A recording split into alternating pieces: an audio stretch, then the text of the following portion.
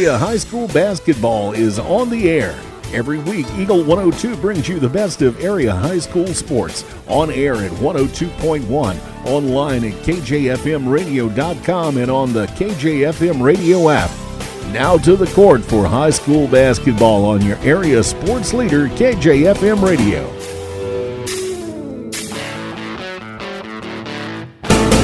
Well, it's Clopton Invitational Tournament time. Marcia, it is the 25th annual tournament. 25 years it's been going on, but some people may or may not know the girls did not start when the boys started. So technically, I think they're a year behind. Well, I was going to say, Marianne, it wasn't happening when I was in high school, but I don't want to predate myself here. If it makes you feel better, Marcia, it was not happening when I was in high school either. And you're much younger than I am. Well, we won't go much, but we will clarify that it definitely wasn't happening when either one of us were in high school.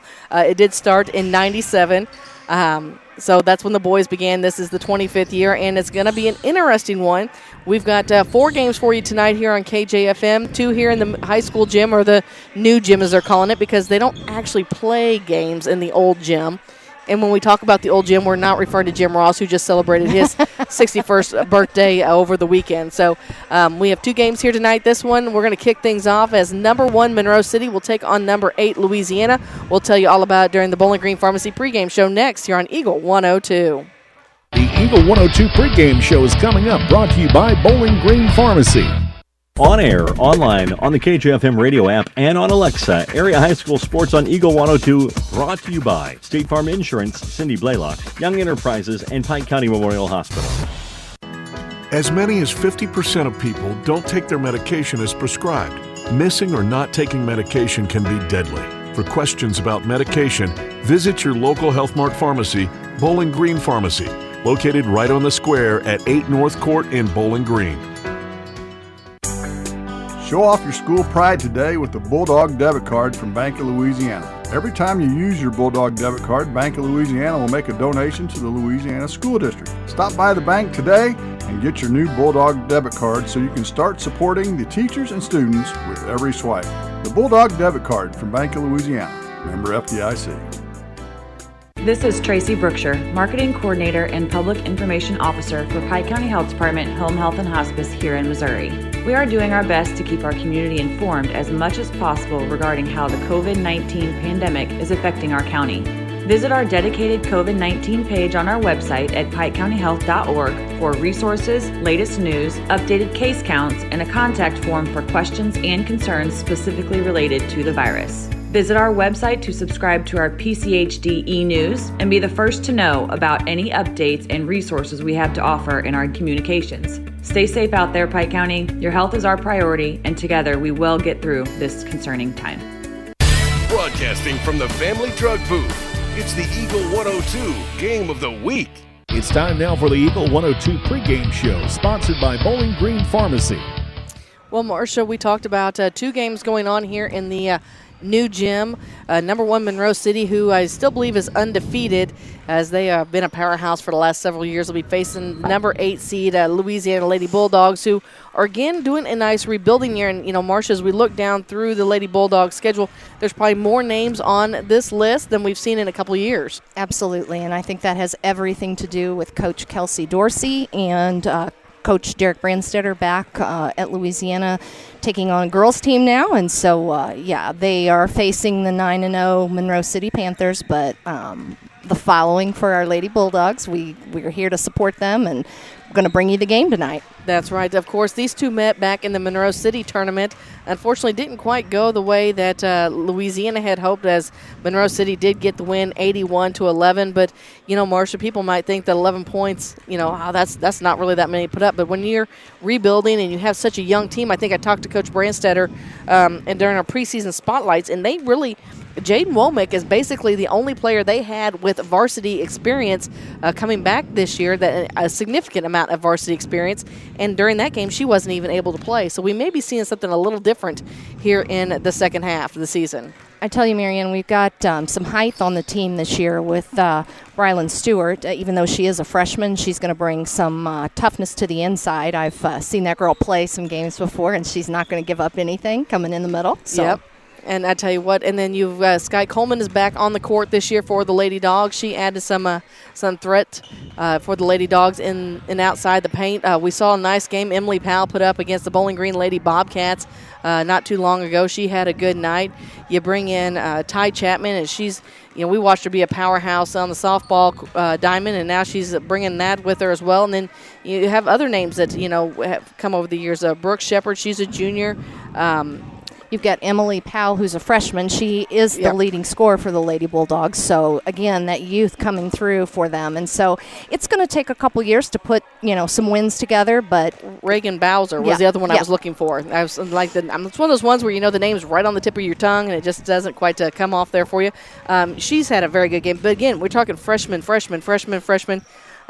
Only one sophomore listed on there, and that's Anna O'Brien, and then I believe just one junior, and that's Brooke Shepard. So if that tells you you're freshman and senior, and so they've got some rebuilding to do, but they're moving in the right direction, and that's the positive thing. Yeah, Marianne, I tell you, I wouldn't want to be a freshman coming up against this 9-0 Monroe City team, but it really speaks for the girls who are out here and putting the work in now, so that in the future they have the opportunity to get some W's. And speaking of Monroe City, let's look at, they're averaging about 65 points a game. One of the things that impressed me, Marcia, was they are shooting as a team 60% from the free throw line, averaging 16.9 assists a game and 12.9 steals a game.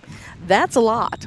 Yeah, Marianne, they've got some senior leadership on the floor with Riley Quinn. She happens to be their leading scorer and their leading rebounder.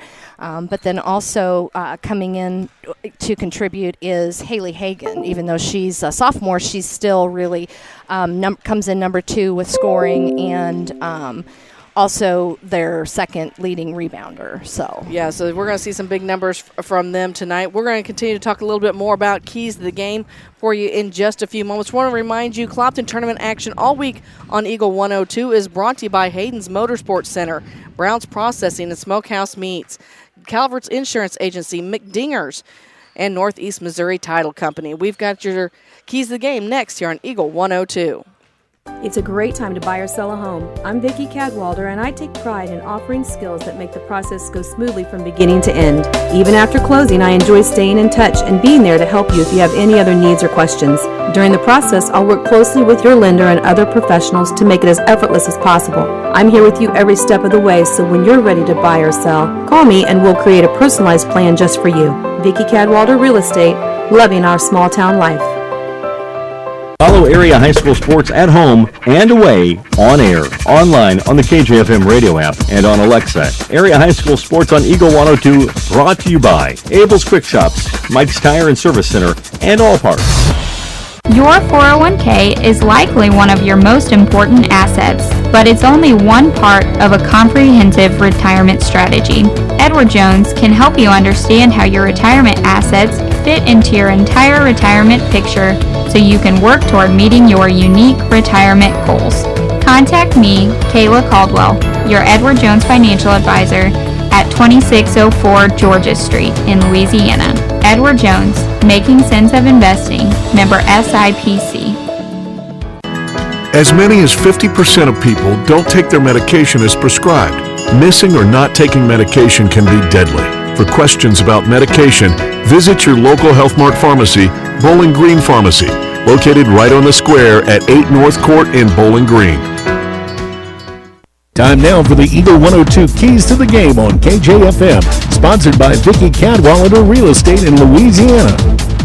Marcia, the keys to the game tonight, I think for Louisiana, I think the whole key to the whole season for them is to go out and have fun. Absolutely, Marianne. I think these girls walked on the court this year knowing that was, going to be their focus, to build on their skills, to just go out there and do the best they can. And so tonight, see who can put up some points, pull down some rebounds. Yeah, it's, have fun, enjoy the game. Remember why you wanted to play to begin with, and just enjoy the process of being out there as a team, because let's be honest, we're not sure how many more of these games that we'll get this season. We'll knock on wood, we have been so lucky already to have gotten through a couple tournaments, as is. We're hoping to get through this week. We've got Bowling Green tournament coming up in a couple weeks. So, fingers crossed. This is one of those times you have to play every game like it's your last because it might be for the season. Absolutely, Marianne. And this is, I'm excited to say this is my first in-person game this year. And so I feel very fortunate to be here, but very excited about bringing this game to those who are at home and can't be here. Yes, remember that there are restricted access. We'll call it restricted attendance, I believe is the appropriate name that we go with. You have to have a ticket to pay to get in. That is limited to 2 per player, and they're doing whatever they can to help bring the tournament to so the players can play. That is the key there. We all want to watch our area athletes play, but the key is to make sure that they get to play, and that they're doing everything they can to make that happen. Hats off to Clopton Administration, Athletic Director Matt Cannon for doing all those things and putting those things in place. So remember, all week long we'll have coverage for you right here on 102.1 FM, online at kjfmradio.com. On the KJFM radio app, you can not only listen to the game, but you can also watch it. And then if you have an Alexa-enabled device, you can listen to us on Alexa as well. Well, that's going to take care of the Bowling Green Pharmacy pregame show. We've got your starting lineups and opening tip next here on Eagle 102. Your home for area high school sports is on Eagle 102, on air, online, on the KJFM radio app, and on Alexa. Brought to you by Ingram Plumbing, Bowling Green Pharmacy, and Mid-America Auto and Towing. When you support a locally owned pharmacy, you're contributing to the growth of the community. The dollars you spend stay right here to support our local community. Family Drug is your locally owned pharmacy, and their pharmacists have a personal commitment to their communities because just like you, they support their community. Family Drug, locally owned and hometown proud on Georgia Street in Louisiana. Community State Bank of Missouri in Bowling Green and Troy, where the number one priority is the customer and adding new services to help simplify your life. Community State Bank is committed to meeting or exceeding customer expectations and building a strong, high-performance financial services organization. Community State Bank in Bowling Green and Troy, your community bank since 1887, member FDIC. Bundle at Pike County Mutual Insurance and save. Ask about the great rates on your personal vehicle, farm trucks, big or small, or even your motorcycle and side-by-sides. Stop by and see myself, Corey Buchanan, Buddy Bibb, or Kathy Gamm at your hometown insurance company since 1895. Pike County Mutual Insurance on the square in Bowling Green. As many as 50% of people don't take their medication as prescribed. Missing or not taking medication can be deadly. For questions about medication, visit your local Health Mart pharmacy, Bowling Green Pharmacy, located right on the square at 8 North Court in Bowling Green. The Eagle 102 starting lineups on KJFM are sponsored by Community State Bank of Missouri in Bowling Green and Troy. All right, Marshall, let's start with the visitors on the scoreboard. We'll let you introduce the Louisiana Lady Bulldogs, who are in their cardinal red jerseys, white numbers, and black trim. Absolutely, Marianne. So tonight, as we talked about, Louisiana is going to be starting a bulk of freshmen. They've got Reagan Bowser, who's a freshman at number 10, Tiana Campbell, who's also a freshman, Rylan Stewart, number 22, freshman, Deprecia Chapman, number 23, and number 25, Emily Powell, as a freshman as well. All right, for the Monroe City Lady Panthers, they are in their home white jerseys, gold numbers, and a black trim. They are starting a senior guard wearing number 11, Clara Minor. A senior guard wearing number 12, Haley Dyer. A senior forward, Riley Quinn, who wears number 20. A senior forward wearing number 33, Bailey Hayes. And a sophomore forward wearing number 34, Haley Hagan. So that is your starting lineup for both tonight. We will get to that again. Our referees this evening, Chad Redding, Trent Crenshaw, and Scott Hansen. So I think Scott Hansen refed when I was in school, Marianne. Yeah, I think Scott Hansen. Maybe he played. Yes, Scott Hansen, I think, has ref since we've all, played. No. I kind of like the tournament. If you're coming out to the tournament, make sure you pick up one of the tournament books because there is some very interesting information in there as they have the tournament records. I was looking at that a little bit earlier, I thought that was pretty interesting. And I would look through here, Marcia, and if you look, there's a certain time frame where just about all of these are set, and most of them are set between 2002 and 2006. And if you look through there, since we're doing girls game, let's look through here. The fewest points allowed in the game was by Clopton in 2012. And then in the 3 games, it was by Clopton in 2012. It's in the very front of your book. As I say, I'm looking at the overall places for the last year. So, however, Monroe City set the most points scored in a tournament. That was last year in 2 years ago. I forgot we're in 2021, aren't we? We are now. They set that at 99 points. Clopton holds the most for 3 games at 223. That was set in 2004. Most field goal attempts, most field goals made in 2004. Clopton took the single game and the triple game. The single game was 35 and the 3 game was 79. Free throws. This was pretty interesting. Silex and Winfield tied for the first spot with 21. Clopton with 3 games was 48. And then the most of 3-point field goals, 3-pointers, was Clopton racking in both of those in 2006 with 12 and then 21. And then we'll get to some individual records here in just a few minutes as we're ready for tip-off here in Game 1 this evening. Marion Everhart, Marcia Garrison in with you. Want to remind you, Clopton tournament coverage all week long brought to you by Bowen Construction, Ligon Flooring, Penrod Real Estate, Woodsmoke Meats, and One Multi-Sports Complex. Monroe City controls the basketball. Over on the near side, down low with it. They get up and immediately put points on the bucket. And I believe that we talked about that came from Riley Quinn.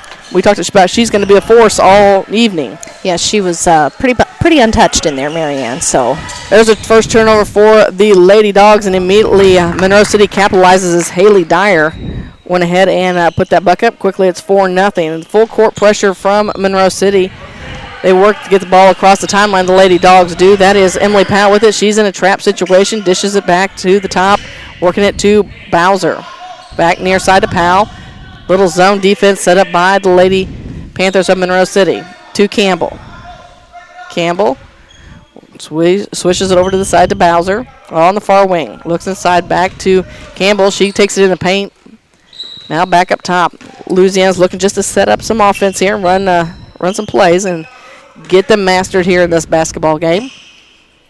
Just a little history for you, Marianne. Reagan Bowser's dad was quite the ball player in high school. Was Jim he now? Bowser, and he graduated in '87 with me. So Dyer takes it to the hole again. That's 4 points for her. Now, see, you dated yourself. I You're know. trying not to do that. It's all right, Marianne. I am what I am. With the steal on the inbounds. It shots up. It's no good with the rebound. Is Monroe City. They put it back over on the. That one's no good. Never mind. Rims in and out. Ball's loose. Coming around a couple different times. Walking away from is Chapman. Chapman's all alone. She's going to take it to the hole. Right-handed lay. It's up. Oh, it's just a little too hard off the backboard, and Quinn pulls it down. Dishes it off to Dyer again. She brings it across the timeline. Down low underneath. Shots up and good by Hagan. We got a timeout on the court. Coach Branstad wants to talk to his Lady Dogs. We'll hear from some of our sponsors as you're listening to Clopton Tournament Action on Eagle 102. On air, online, on the Kjfm radio app, and on Alexa, Area High School Sports on Eagle 102, brought to you by Community State Bank of Missouri, Family Drug, and Pike County Health Department, Home Health and Hospice. Abel's Quick Shops introduces the new Shell Fuel Rewards credit cards, now with even more ways to save with 2 great reward programs. Choose the Shell Fuel Rewards card or the Shell Fuel Rewards MasterCard and save 10 cents per gallon up to 20 gallons every fill-up, plus rebates on non-fuel purchases. Sign up at shell.us/get rewards from Abel's Quick Shops. We're just down the road. Here at the Clopton Invitational Tournament, the first of 2 games tonight as the number 1 Monroe City is taking on number 8 Louisiana. Campbell has the ball down the near corner to Chapman. Chapman in a little bit of trouble as Quinn takes away the basketball. Dishes it off to Dyer. I have to tell you, as much as I enjoy our Monroe City fans, and tonight I'm glad there's not 2 Bailey Hayes this year. And Quinn goes up for the shot. It's partially blocked in there by Stewart. She'll pick up her first foul. And they'll send Quinn to the free throw line. It was a bit fun calling both Bailey Hayeses, but it was really tough to differentiate them. So Quinn stands at the free throw line. Her first free throw shot is up and good. Very good free throw shooter as well. I had that stat written down here. She is 60% from the charity stripe. Wow, Marianne. Yeah, they're a very good shooting team. Second free throw shot is good as well. Didn't even touch the net. Smooth as silk. So they call off the press, and it'll just be Dyer picking up Campbell as she crosses the timeline. Over on the far wing, picks up her dribble, finds Chapman in the far corner. She works for it back up top, but it's taken away. Going back the other direction is Dyer. She looks underneath, but it's Bowser that comes in and smacks it out of bounds. So Monroe City will have it under their own basket as they lead at 10-0 here with 5:37 to go in the first quarter. Dyer looks. She feeds it in. Long three-point shot on the way. It's off the back of the rim. It's no good. Quinn pulls down the rebound. She works it around.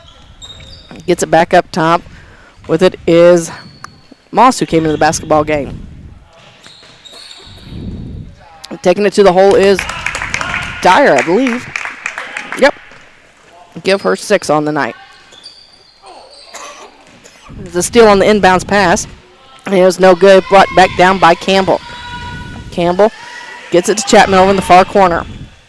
Chapman looks and about has the pocket picked. Instead, it goes out of bounds. Yeah, Monroe City's picking her up in that corner, Marianne, and double teaming her, and there's just no way to get that out of there without somebody getting a hand on it. So Skye Coleman comes into the basketball game. You know who I saw coming? Yep. Actually, Jaden Womack came in and replaced Reagan Bowser. Okay, there. See? Yeah. I can't see either. Need my glasses, sister? No, Skye has the purple hair, and that was what I was looking for. And in my mind, I thought I saw that, but you're right. It was Jaden, and I was just seeing purple somewhere else. Ball's knocked out of bounds, so the Lady Bulldogs will have it along the baseline on the near side.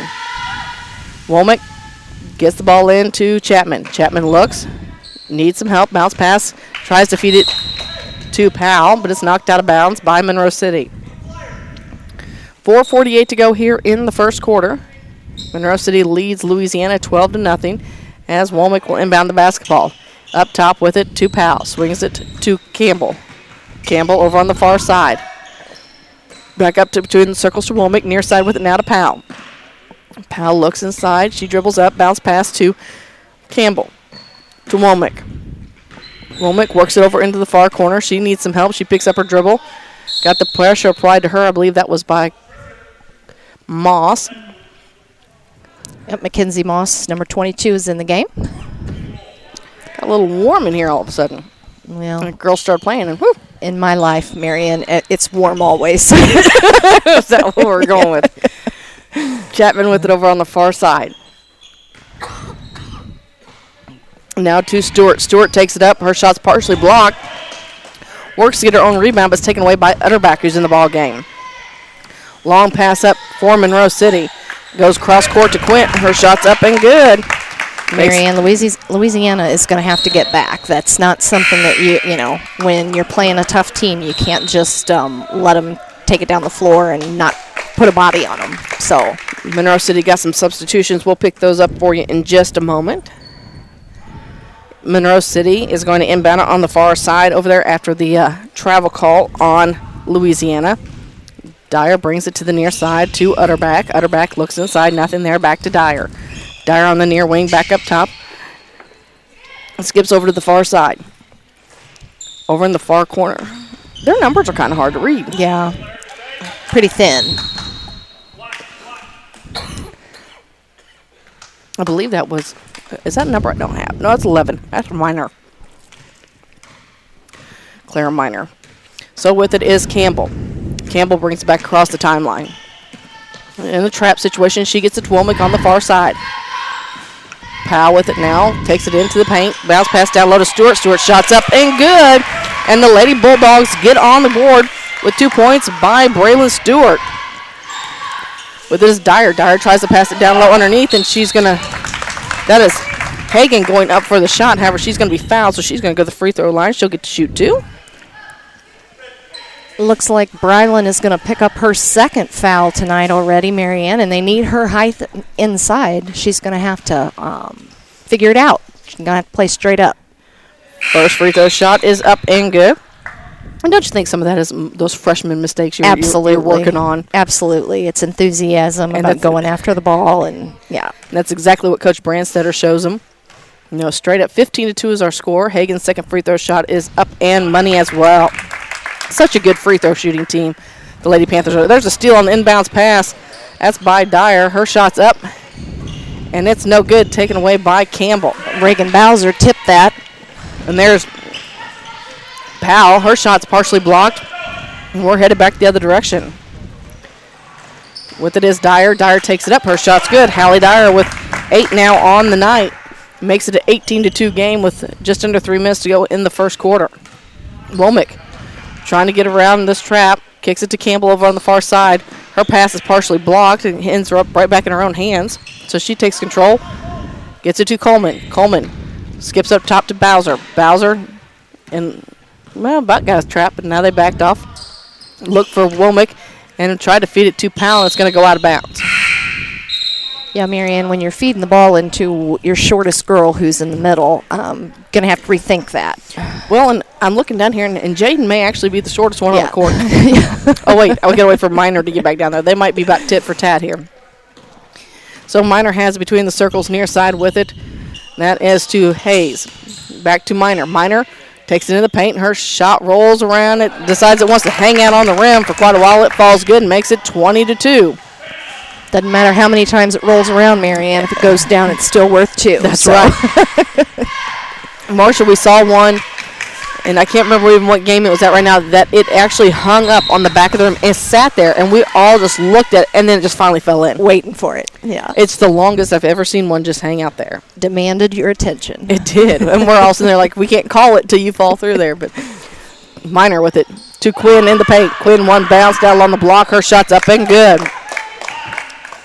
Riley Quinn with another 2, and it's a 20-point lead for Monroe City here early in the first. 1:44 to go in the quarter, and Campbell is going to be fouled. Looks like Anna O'Brien will pick up, it looks like Savannah Utterback will pick up her first. Well, that's her team's first, I believe.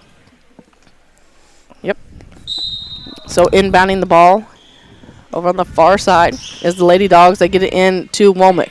Womack working around right back over. What do I got over there?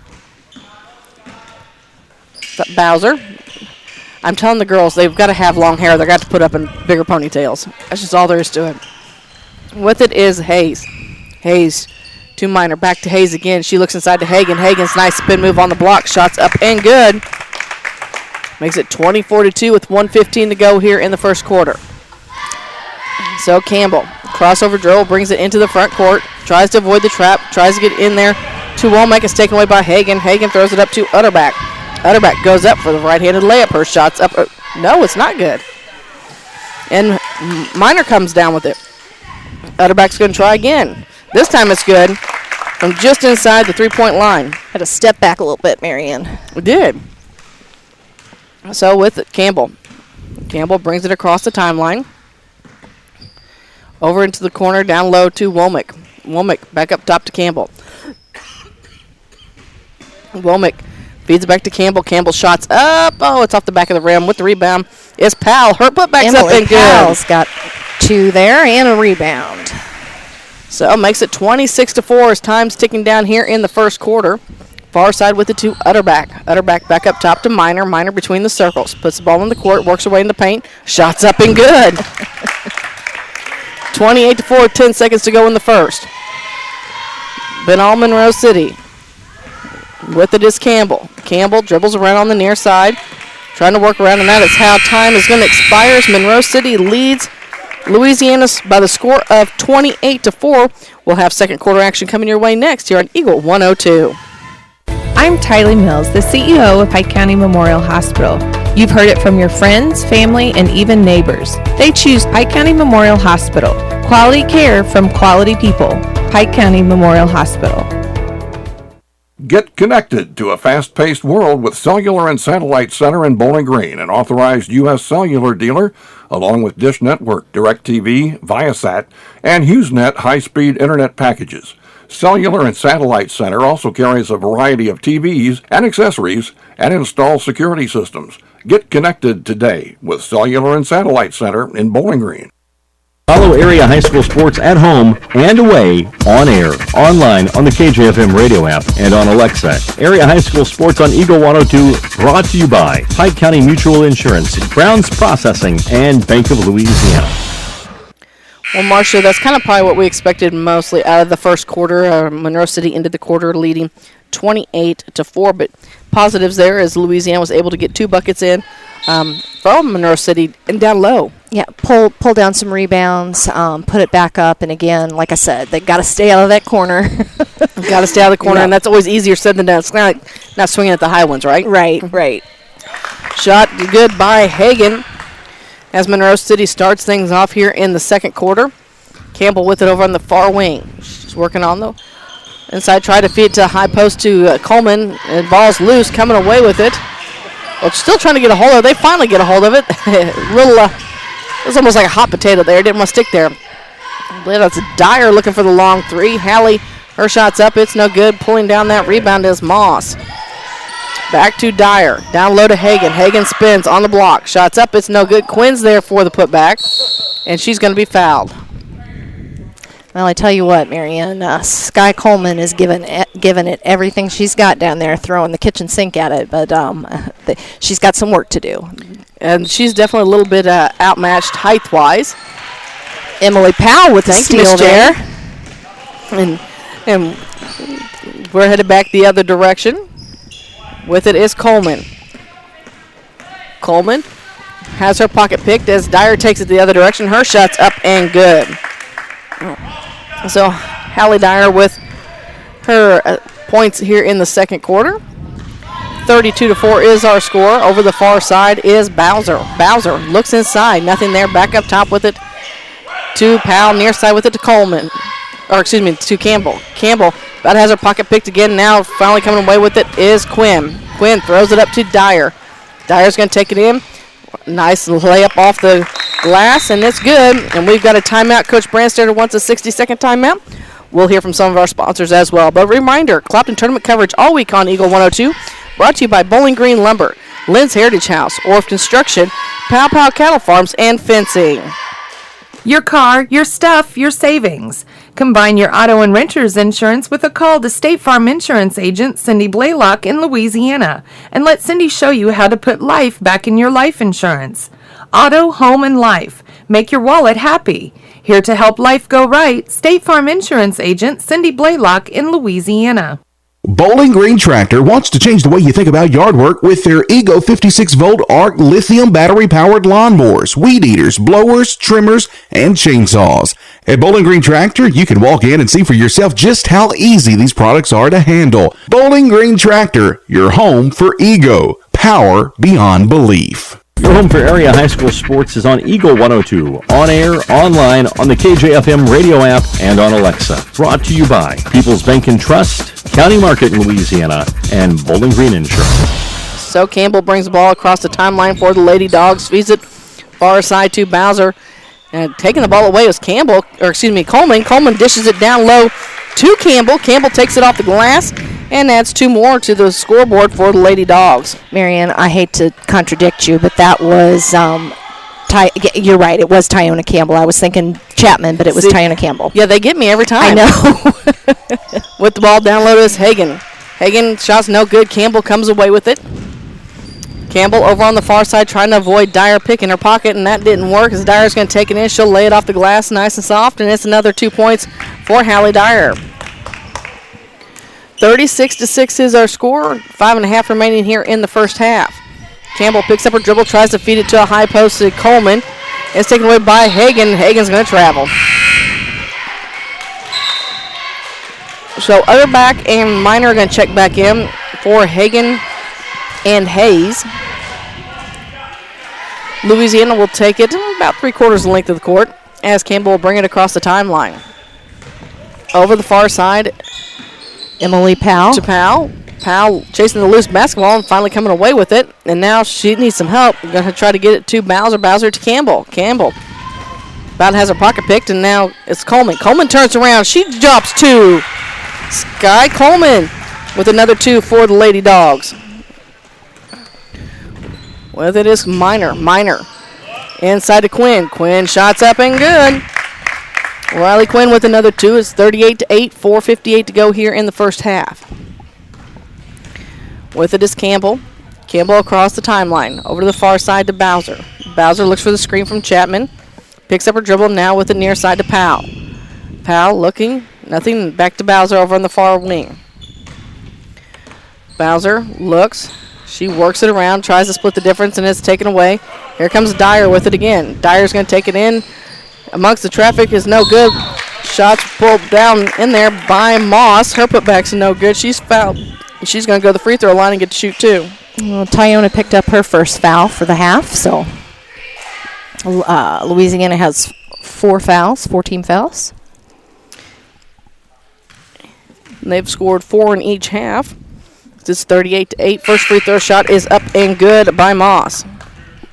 Louisiana will be bringing in Rylan Stewart and Jaden Womack. See if we as Skye Coleman and Reagan Bowser set down. Let's see if we can get you a score from the other gym real quick. Second free throw shot is up and no good. That's the first missed free throw by Monroe City, but now we've got a turnover for Louisiana. So right now it is Mark Twain leading Winfield 15-9 in the second quarter in the old gym. Minor with a long three on the way. It rims in and out, no good. With the rebound, though, was Hayes. Her putback's no good, but she gets it to Hagen. Hagen shots up off the glass, and it's good. Makes it 41-8, 4:10 to go here in the first half. So with it is Campbell. Campbell across the center to Powell. Powell pulls up for a long three. It's no good, but it's Chapman there for the putback, and Chapman's shot is good. So Louisiana finding some luck there underneath the basket. It makes it 41-10, 3:47 to go here in the half. Hayes with it. She takes it in the paint. Her shot's up. It rolls around and it's good. Bailey Hayes with her first 2 of the night. 43-10. Campbell again working the point for the Lady Dogs. She gets it to Chapman. It's partially blocked. Goes out of bounds by Utterback, but the Lady Dogs will keep possession. And so Chapman will inbound it over on the far side. Coach Derek Brandstetter offering some tips to his girls. Can't dribble in and stop. Chapman with it now. Looks inside to Stewart. Nothing there. Waited just a second too long, but she finds Campbell. Campbell's not afraid to take it to the hole. Her shot's partially blocked, but it's saved inbounds by Powell. However, it ends up in the hands of Minor. Minor throws it up to Dyer. Dyer bounce pass across. Her shot's up and good for Utterback. So Utterback in the scorebooks tonight as well. 3:02 to go here in the second quarter. 45-10 is our score, and there's a steal, and there's going to be Dyer again, all alone, off the glass. Shot's good. So Coach Branster wants to take another timeout to talk to his Lady Dogs. We'll hear from some of our sponsors as you're listening to the 25th Annual Clopton Invitational Tournament on Eagle 102. Bowling Green Insurance Agency can assist in all the insurance coverage you may need. With the proper insurance coverage, you can stop sweating the small stuff and enjoy life. Bowling Green Insurance Agency is one of the leading insurance agencies in the Pike County area. Give them a chance and they'll prove it. Call Fred Carlson and get a quote. Bowling Green Insurance Agency. On air, online, on the Kjfm radio app, and on Alexa, Area High School Sports on Eagle 102, brought to you by Cellular and Satellite Center, the Mercantile Bank, and Bowling Green Tractor. Well, Marcia, the good news is Louisiana's already close to the 11 points that they put up against Monroe City over at the tournament. So they're doing some things right here, and let's see if they can keep some momentum going as we are about 2:40 to go here into halftime. Over on the far side with the basketball is Chapman back up top to Powell, back to Chapman, but it's picked off in there by Monroe City. Bounce pass to Minor, right back the other side, and I believe that was Moss. Number 22, Mackenzie Moss, picks up 2. Give her 3 on the night as Coleman comes back the other direction. Chapman, now Powell between the circles. Back to Campbell again. Down low, tries to feed it to Womack, and they save it out of bounds, but right in the hands of Jaden Womack. One bounce, and she tries to get it to Campbell, but it's taken away by Minor. Bounce pass across to Moss, back to Minor again. She's taking it to the hole. Clara Minor with 6 on the night. 1:57 to go here in the half. 51-10 is our score. So Campbell again will bring it across the timeline for the Lady Dogs over to the far side to Powell. Powell in the paint. Kicks it back out to Womack. Womack on the elbow. Tries to feed it to Chapman in the far corner, but it's taken away by Moss. Moss looks ahead to Quinn. Quinn's underneath the basket. Her shot's up and good. Riley Quinn with another 2 on the night. 53-10 is our score. 1:28 to go here in the first half. We'll have your Cellular Satellite Center halftime report coming your way in just a bit. Powell with it over on the far side. Needing some help, but she's trying to avoid getting it picked off. Womack throws it up. Her shot's up, no good. Stewart there with the rebound. Her putback's no good, but Hagan tips it, and ball's loose. It's going to go out of bounds. It'll stay with Louisiana. Again, a reminder, tournament coverage all week here from the Clopton Invitational Tournament, brought to you by Alicia Koenig, RE/MAX Realty Agent, Craig's Truck and Tractor Service, Pike County Title Company, and Sun Window Company. So with it is Chapman. Bounce past Womack in the paint. Her shot's up off the glass. It's no good. Hagan there with the rebound. She'll kick it out to Dyer. Dyer brings it across the timeline. Down, she works around the traffic. Her shot's just short, and then Hagan kind of comes up and tries to get the ball. It's a jump ball. Possession arrow favors Louisiana. Looks like Tyona Campbell got in there, wasn't going to give that rebound up. No, she wasn't going to let anybody have that rebound. So Campbell with it now. Walking across the timeline. Looks to penetrate, kicks it out to Womack. Womack back up top to Powell. Powell looks, time's winding down. We're almost to 30 seconds to go here in the half. Chapman went over on the far side to Powell. She thought about the three. Instead, she steps in, but her shot's partially blocked. Get in the hands of Dyer. Dyer's going to throw it up to Moss. Moss works it around down low. Underneath is Quinn. Shots up and good. We talked about those assists, Marcia, and we can see where those are coming from. I was going to say, you think she does that in her sleep, Marianne? I think she does. It was just so smooth. 55-10 is our score, down to 10 seconds to go here in the half. And there's another turnover for the Lady Dogs, and Stewart's going to pick up the foul with 7 seconds to go here in the half, and we should be walking to the other end, I believe, for a 1-and-1. Yeah, Rylan picked that up on pure frustration. That was only the 5th team foul. They're quick down there on that board. Becky Yates keeps me on my toes. Yeah, I stopped and talked to Becky Yates and Miss Kathy Gregory there, asked them if they were ever going to retire. I don't think so. They asked me the same. Probably so. Utterback looks to Quinn. Quinn can't quite hold on to it. With 1.5 seconds to go, Louisiana will have the ball back here at the half.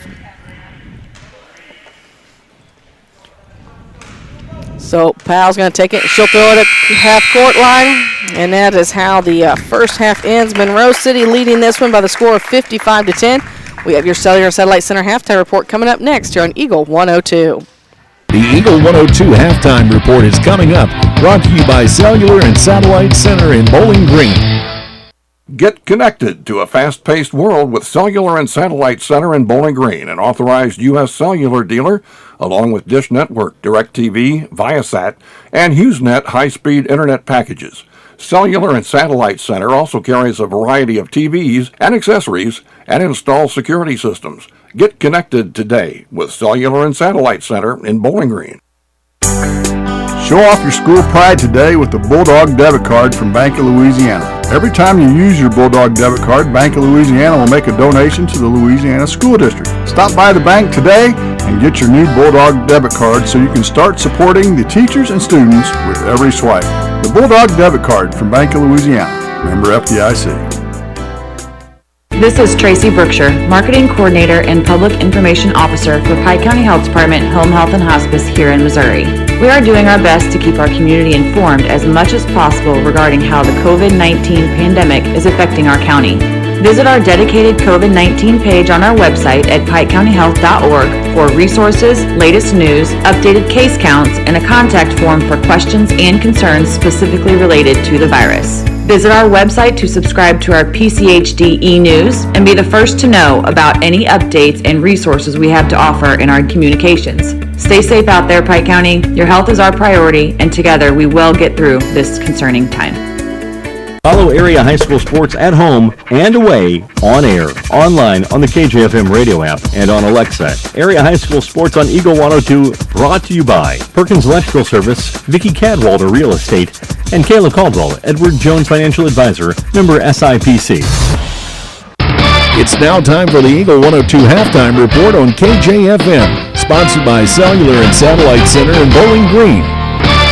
Well, Marcia is probably about like most people expected here at the half. Monroe City leads Louisiana 55-10. Some positives, though. Again, we mentioned Louisiana ended the first quarter with only 4 points as Monroe City led 28-4. But so Louisiana put up 6 points here in the second. Absolutely, Marianne. I mean, their scoring's been pretty even. You got 2 points apiece for Tyona Campbell, Rylan Stewart, Deprecia Chapman, Emily Powell, and Skye Coleman. And so the girls are taking shots when they're given the opportunity. I think just going to have to be a little bit quicker on making decisions with what they're going to do with the ball because the defenders are just drawn to them. So with Monroe City, you've got your high score right now at this point with as Haley Dyer with 16 points, Riley Quinn has 14, Haley Hagan has 10, and then a handful, 6 from Clara Minor, and then you've got 4 from Savannah Utterback, and then you have a couple from Bailey Hayes. So again, you can't concentrate on one player from Monroe City because they are all really contributing. And as I look down at their bench, Marion, in the first half, I mean, they have 2 substitutes. You look at the game and you see it's a little lopsided, and then you think, okay, coach has done what he could to pull back, stop the press. But when you've only fielded 7 players, you've got to have 5 ladies on the court, regardless of. And there's no change in tempo from 2 players stepping on to 2 stepping off. But there's a reason why Monroe City is still undefeated, and they are definitely looking like some area favorites this year. They're already back out on the court. I can't even imagine what Coach Leonard could even be talking to them about because so far they're executing everything pretty quickly. If I have it correct, I think they may have only had like 1 turnover in the first half. Yeah, Marianne, they've done an exceptional job, really anticipating passes from Louisiana and have picked up a number of steals. And then they just move the ball up the floor really quickly. They know where their teammates are going to be at, and they know where they're supposed to go. And you think, okay, they're passing, they're not even looking, and they know somebody's going to be there. You can tell that Coach Leonard has really practiced hard with these ladies, and they have some good sound fundamentals. Well, we're going to take a break on the Cellular Satellite Center halftime report. When we return, we'll take a look at tomorrow's night action as it's boys opening round, all from the 25th Annual Clopton Invitational here on Eagle 102. On air, online, on the Kjfm radio app, and on Alexa, Area High School Sports on Eagle 102, brought to you by State Farm Insurance, Cindy Blaylock, Young Enterprises, and Pike County Memorial Hospital. Community State Bank of Missouri in Bowling Green and Troy, where the #1 priority is the customer and adding new services to help simplify your life. Community State Bank is committed to meeting or exceeding customer expectations and building a strong, high-performance financial services organization. Community State Bank in Bowling Green and Troy, your community bank since 1887, member FDIC. With winter weather upon us, remember One Multi-Sports Complex in Bowling Green is your warm, dry place to get your softball and baseball work in. Call Cellular and Satellite Center in Bowling Green to schedule your appointment and inquire about memberships. One Multi-Sports Complex, just off VFW Road in Bowling Green. Your 401k is likely one of your most important assets, but it's only one part of a comprehensive retirement strategy. Edward Jones can help you understand how your retirement assets fit into your entire retirement picture so you can work toward meeting your unique retirement goals. Contact me, Kayla Caldwell, your Edward Jones financial advisor, at 2604 Georgia Street in Louisiana. Edward Jones, Making Sense of Investing, member SIPC. Follow Area High School Sports at home and away, on air, online, on the KJFM radio app, and on Alexa. Area High School Sports on Eagle 102, brought to you by Abel's Quick Shops, Mike's Tire and Service Center, and All Parts. Broadcasting from the Family Drug Booth, it's the Eagle 102 Game of the Week. Well, Marsha, I was checking out the other gym real quick as far as it goes, and that game got pretty tight pretty quick. It's a matchup between number 3 Mark Twain and number 6 Winfield, and it's a 1-point game at the buzzer at the half, and I believe Mark Twain was leading 24-23. So looks like it's going to be a good matchup as well. As we mentioned, this is number 1 Monroe City taking on number 8 Louisiana, and at the half, Monroe City leads 55-10. Game still to come on tonight, immediately following our game will be number 2 Clopton Lady Hawks taking on number 7 Wright City.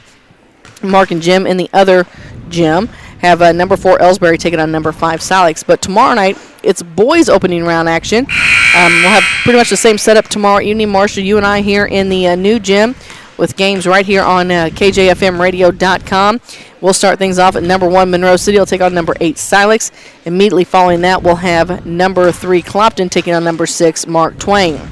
In the old gym, I think they just need to come up with new names. I feel bad. I feel like we're constantly talking about Jim Ross when we refer to old Right. gym. That at 5:30, they will have number 2 Winfield taking on number 7 Ellsbury. And then their nightcap tomorrow evening, number 4 Louisiana take on number 5 Wright City. And, Marshall, I was talking to Coach Streed prior to the game tonight, and she was talking about seeding for some of these tournaments coming up. And, it has to be so hard for them to seed because some teams have played very, very little. And you never know when a team, you go look at, records and things like that, you never know who played without which players and because somebody had to be out But I tell you what, these kids, they're doing a good job. Well, Marianne, you hated to see last year when seasons ended, boys baseball. I mean, just it was devastating for kids and communities. And so, I commend Clopton for doing everything that they've done to be able to bring this tournament to the area. Again, 25th year, so excited about the opportunity to do that. I know these kids, they want to play. They want to be on the court, so... Well, and I don't want to throw anybody too far under the bus, Lauren Loggeman. Just because you're the high school principal's daughter and, played here at Clopton for a few years, that doesn't mean during tournament week you go on Twitter and you ask for snow. We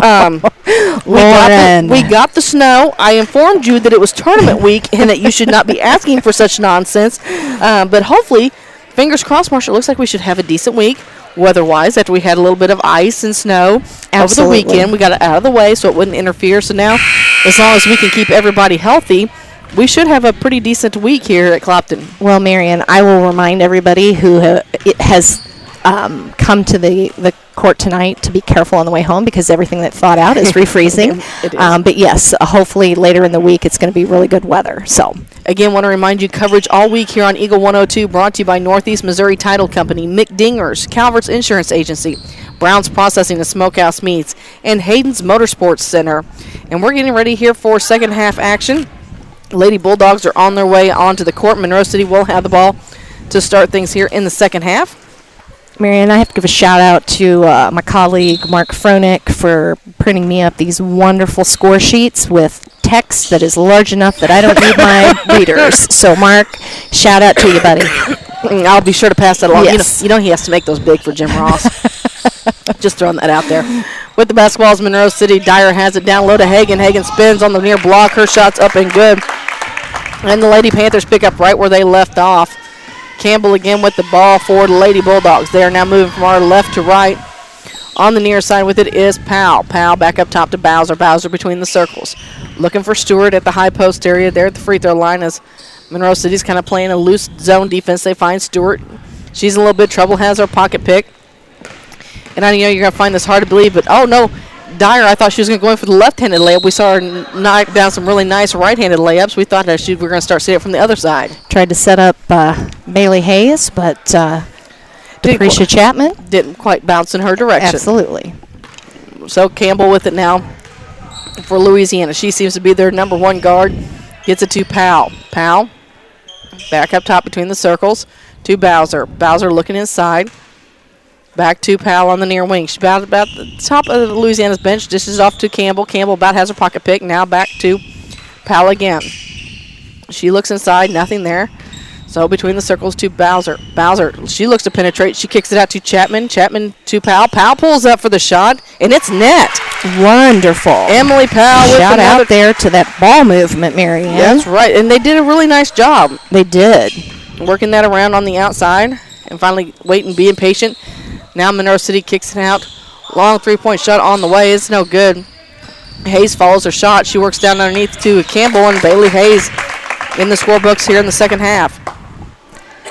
Marianne, talk a little bit about that ball movement. That is standard for Coach Brandstetter. Yeah, he likes you to pass the ball. He wants some movement. He does. Catch those girls off their game and that shift, beat that shift. So shot by Louisiana, no good. Minor gets the rebound down low. It's taken away by Louisiana. And that is Powell that came away with it. She about had her pocket pick, but now Campbell has it. Campbell looking to avoid Dyer, which I don't blame her at this point. Dyer has been really big on the steals tonight. Gets it off to Powell. Powell on the far wing. Back up top between the circles to Bowser. Bowser looks underneath. And 5:30 to go here in the third. Monroe City still leads 59-12. Back up top between the circles to Campbell. Campbell swings a far wing to Powell. Gets the screen from Stewart, takes it in the paint. Her shot's up, and it's no good, but it was a good look and a nice screen set in there by Stewart. Monroe City comes down with the basketball. Over to the far wing to Hayes, inside to Quinn. Is taken away by the Lady Dogs. Immediately have their pocket pick, but it's going to be a jump ball. Looks like Depresha Chapman there with the steal and then kind of bobbled it a little bit and then wasn't going to give it up, but looks like Louisiana will get it on the jump ball. She got down the court and held on for dear life, that is for sure.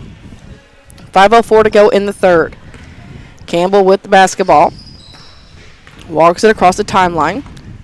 Over the far wing to Bowser. Bowser brings it back up. With it is Bowser. She's looking inside for Powell. Nothing there. Now to Chapman. Chapman brings the ball near side in the middle of the pack to Powell. Powell down to the baseline in some trouble. Back out to Chapman. To Powell. Powell works it around. Excuse me, that's Bowser. To Campbell.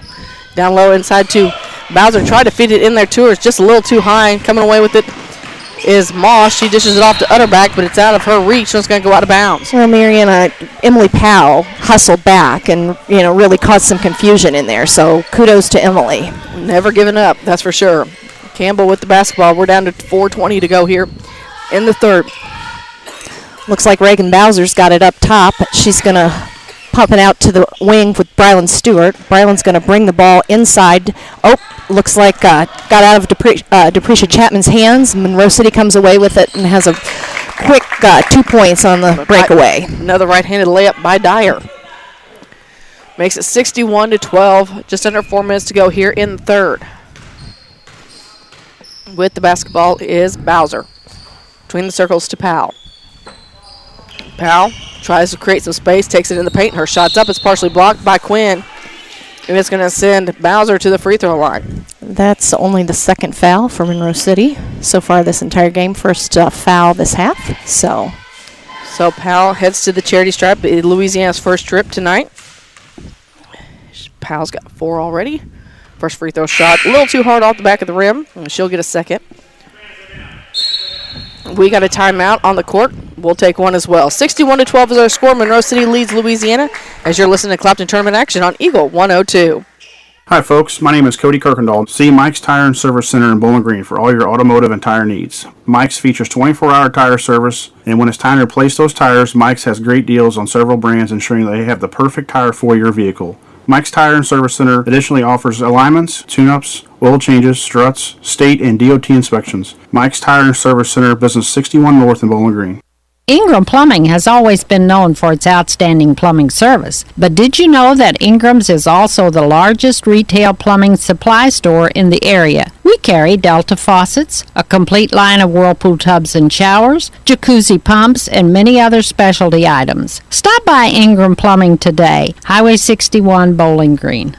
People's Bank & Trust mobile banking app gives you the convenience of banking from anywhere. Simply download the free app for your Android or Apple device and get started managing your accounts, transferring funds, paying bills, and depositing checks. People's Bank & Trust online at www.pbtc.net. Member FDIC Equal Housing Lender. Powell's second free throw shot was good. Give the Lady Dogs 13 on the night, give her 5, and here come the Lady Panthers back the other direction. With it is Moss. Moss tries to feed it down low, taken away by Louisiana. Womack with it, tries to avoid the travel, throws it up to Chapman, but there's Minor that comes flashing in and gets that steal. So Minor brings it back across the timeline. She's top of the key, swings it to Utterback on the far wing. She thinks about the 3. Now she's going to go for it. It's off the back of the rim, and it's Stewart with the rebound. Gets it to Chapman. Chapman about has her pocket pick. Now does end up in the hands of Utterback. She bounce passes to Dyer. Dyer finds Hagen underneath the basket. Her shot's up and good. Marianne, it's hard for Monroe City to try and alter their game. I know that this is tough for them, but Louisiana has done a good job really trying to take away anything that they can from the experience here. So Powell shots up. It's no good. With the rebound is Moss. She kicks it out to Dyer. Dyer going to bring it across the timeline. She dishes it off over on the far side to Utterback. Her shot's up and good, and that's our first 3 of the night. And that is Savannah Utterback. Makes it 66-13 with 2:30 to go in the third. Skye Coleman set to check in for the Lady Dogs. The next dead ball. Near side to Powell. Powell about has her pocket pick, but it rolls out of bounds. So Coleman's coming in. Bailey Hayes and Riley Quinn return for Moss and Dyer. Coleman's going to check in for Chapman. So Womack will inbound the ball along the baseline for the Lady Bulldogs. They get it into Coleman. Not Coleman, Campbell. See, all the C names are getting me now. I shouldn't have talked about the 2 Bailey Hayeses. I probably wouldn't be as confused. No. Powell over on the far wing looks for the screen from Stewart. Looks for that pick and roll, kicks it back out to Campbell. Campbell tries to feed it down low to Coleman. And Riley Quinn is going to reach over and try and knock it away, but she makes contact. Louisiana will get it under their basket. Womack's going to inbound. So with it, she looks for her offense to move. They finally feed it inside. And then finally to Campbell. Campbell on the far block. She shoots. It's off the rim. It's no good. Coleman tried to get in there and rebound, but Quinn just had the height advantage. Minor over on the far wing. She looks down low, tries to dish it off to Hagan. Nothing there. Coming away with it is Stewart. Stewart kind of took it out of midair. Gets it to Powell. Powell picks up her dribble. She's in a little bit of trouble working against Utterback. Now Campbell back to Powell. Powell works it around to Campbell again, middle of Louisiana's bench. Dribbles with the left hand. Kicks it over to Powell again. See some of that standard Brandstetter movement there? I did. Yes, I do. Now on the near side with it to Womack. Womack takes it down to the baseline. It's knocked out of bounds. Last touch by Monroe City. So Moss and Dyer come back in for Utterback and Hagan. It's going to be Womack inbounding the basketball. Coach Brandstetter yelling at his team to move. As Womack needs to get into somebody. They try to feed it into Stewart, but it's knocked out of bounds by Quinn with 1:15 to go here in the third. 66-13 is our score. It's been all Monroe City here in this basketball game. As Womack looks. She lobs it in. It's right to Minor. Minor will take it in. She'll lay it in off the glass. Her shot's up and good. 68-13 as Campbell gets it in to Powell. Powell walking across the timeline now for Louisiana. Near side to Campbell. Campbell dribbles with the left hand back up top to Womack. Swings it to Powell over on the far wing. A little bit of a shove there from Stewart. Well, that's my girl, Marianne. Got to get in there and, she played like Marsha Garrison. Absolutely, sister. She played like Marsha Garrison, too. Nobody gets in for free. No. There was a price to pay, and you paying it. Well, I blame Coach Dennis Griffith for that, Marianne. Is that who we're really blaming, Marsha? We are, because when I was a freshman, that was my job. He put me in to foul and to do so with enthusiasm. So they give you 5 fouls. You can't take them with them when the game's That's over. Right. They don't roll over. Yeah, but when they say, "Oh, flagrant," you can't come back in. That's man got a little out of hand, Marsha. I understand. I don't know that I ever remember completing a game. Yeah. Stewart gets in there. She knocks the ball away, but it ends up back up in the hands of Monroe City. Dyer tries to feed it down low to Quinn, but there's Stewart again. She knocks it out of bounds.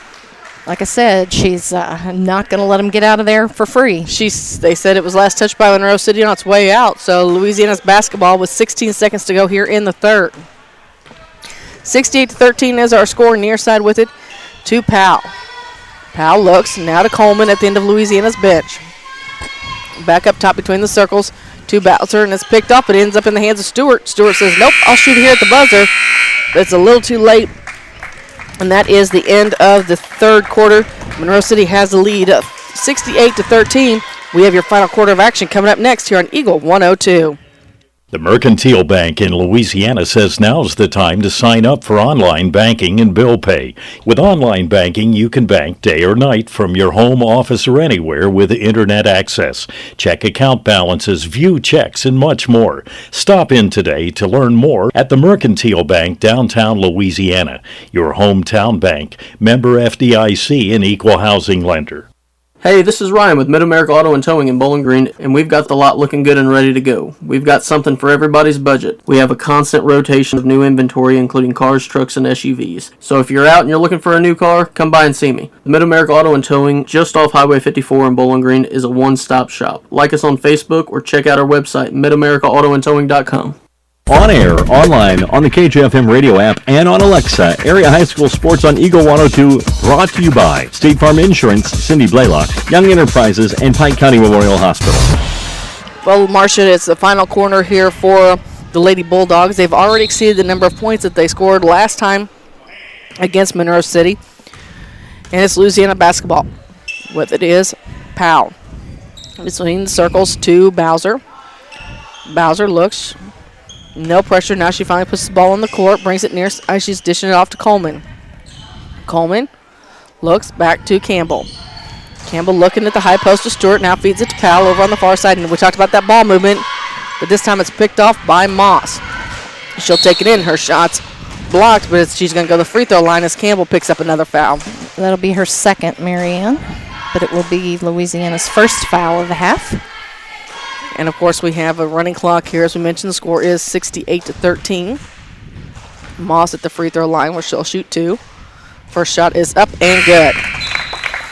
If you missed it during the pregame show, we told you that they shoot 60% as a team. It's a very good free throw shooting team. Tournament coverage all week here on Eagle 102, brought to you by One Multi-Sports Complex, Wood Smoked Meats, Penrod Real Estate, Liggins Flooring, and Bowen Construction. Second free throw shot is good as well. With it is Powell. Powell gets it to Bowser. Bowser to Campbell. Campbell has her pocket pick. Coming away with it, and they're going to foul Utterback. Really, they don't need to do that. I mean, it's their second foul. They didn't need to eat up fouls. We were just teasing. Well, Emily Powell will pick up her first. So Moss runs the point now for Monroe City. Far side to Utterback, back top of the key to Minor. Minor, long three. It's off the front of the rim. Hagan there with the rebound. Now it's taken away by Campbell. Campbell will bring it across the timeline. She'll work. Near side with it to Powell. Powell looks. Nothing there between the circles. To Bowser, back in the near corner, to Chapman, back to Powell. Powell thought about that three. Dishes off to Chapman. They're a little quick back and forth here. Finds Campbell at the free throw line. Her shot's a little hard. It's going to go out of bounds. Last touch by Louisiana as Dyer and Quinn come back in for Monroe City. 70-13 is our score. 5.5 to go here in the basketball game. We'll have the Abels post-game show for you coming up. Then we'll reset and we'll have the Clopton Lady Hawks taking on Wright City. Minor with it on the near side at the end of Monroe City's bench. Back up top to Utterback, far wing to Dyer. Dyer inside to Quinn. Quinn along that block. She makes the space. Shot's no good. We're going to have another tie-up, another jump ball. And Marcia, I think people might not be too shocked when I tell you that Stewart was in there locking them up. She took a little bit to warm up in the first quarter, but they find underneath the basket over there is that Quinn. Again, with on the inbounds pass, she lays it up off the glass. Makes it 72-13. Near side with it to Powell. Between the circles to Bowser. Bowser looks. Works it around. Kicks it back to Powell again. Powell's looking for Campbell underneath. And she gets it over. Finally, Campbell gets on the far wing. A little miscommunication as she tried to feed it to Bowser, and it bounced off her chest. Back the other direction, long three-point shots up. No good. They chase it out of bounds. Last touch by Monroe City. More subs coming in. He has Moss and Hagan return for Quinn and Utterback. So Campbell again will run the point for the Lady Dogs. So she brings it across the timeline. We've got 4 minutes left to go in the basketball game. Up top with it. Oh, no, Bowser now finds Powell flashing to the free throw line. Her shot tried to bank it in. It was no good. And with it over on the far side with his Dyer. Dyer dishes it to Hayes. Hayes back up to Dyer. She stops, lobs it down to Hagan. Hagan spins. Her shot's no good. Campbell with the rebound. So Campbell again across the timeline. Brings it to the near side. Between the circles to Powell. Back to Campbell again. As we look, we're down to 3:20 to go here in the game. Powell has her picket pocket, or that was Bowser, had her pocket picked. Minor takes it, lays it off the glass too hard with the rebound. Is that, I'm trying to see who that is. 33. That was Hayes. Bailey Hayes. We've got full mass substitutions here. We'll see if we can pick them up as we go through.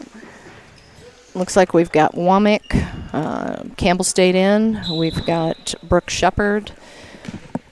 Ivy Nolson. Did I see that right? Yep. And who am I missing over there?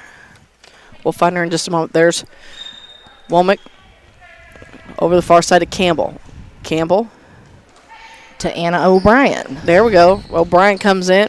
Her shot's partially blocked, ends up in the hands of Minor. Minor takes it straight to the hole. Her shot's up. It's no good. Hagan there for the putback. She spins around, and that's Quinn. Her shot's no good. Finally, Minor comes back away with the against. Back where it started, ends up in the hands of Utterback. Minor again. They find Quinn underneath the basket. This time she's short, and this time she finds it. I think she was just playing almost like a game of horse or something. Yeah. Picked up a few rebounds there.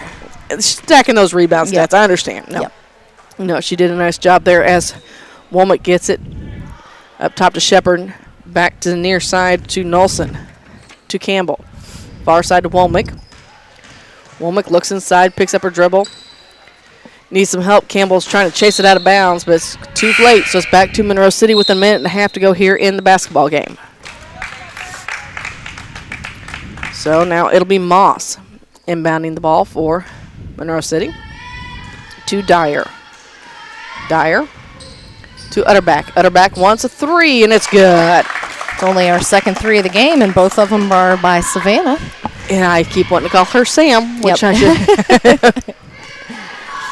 So with it is Campbell. Campbell over to the far side to Shepard. Shepard back top between the circles to Womack with less than a minute to go here in the ball game.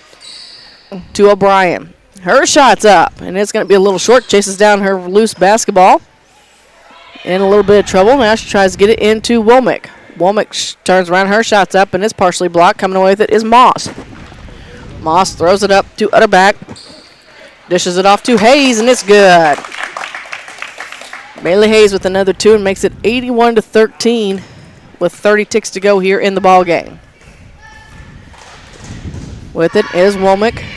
She's looking. She's trying to find Shepard, but unfortunately Dyer steps in front. She's going to take her time, kill as much clock as she can here, as it's an 81-13 game, and she's going to stand there and dribble unless Louisiana comes out to pressure them.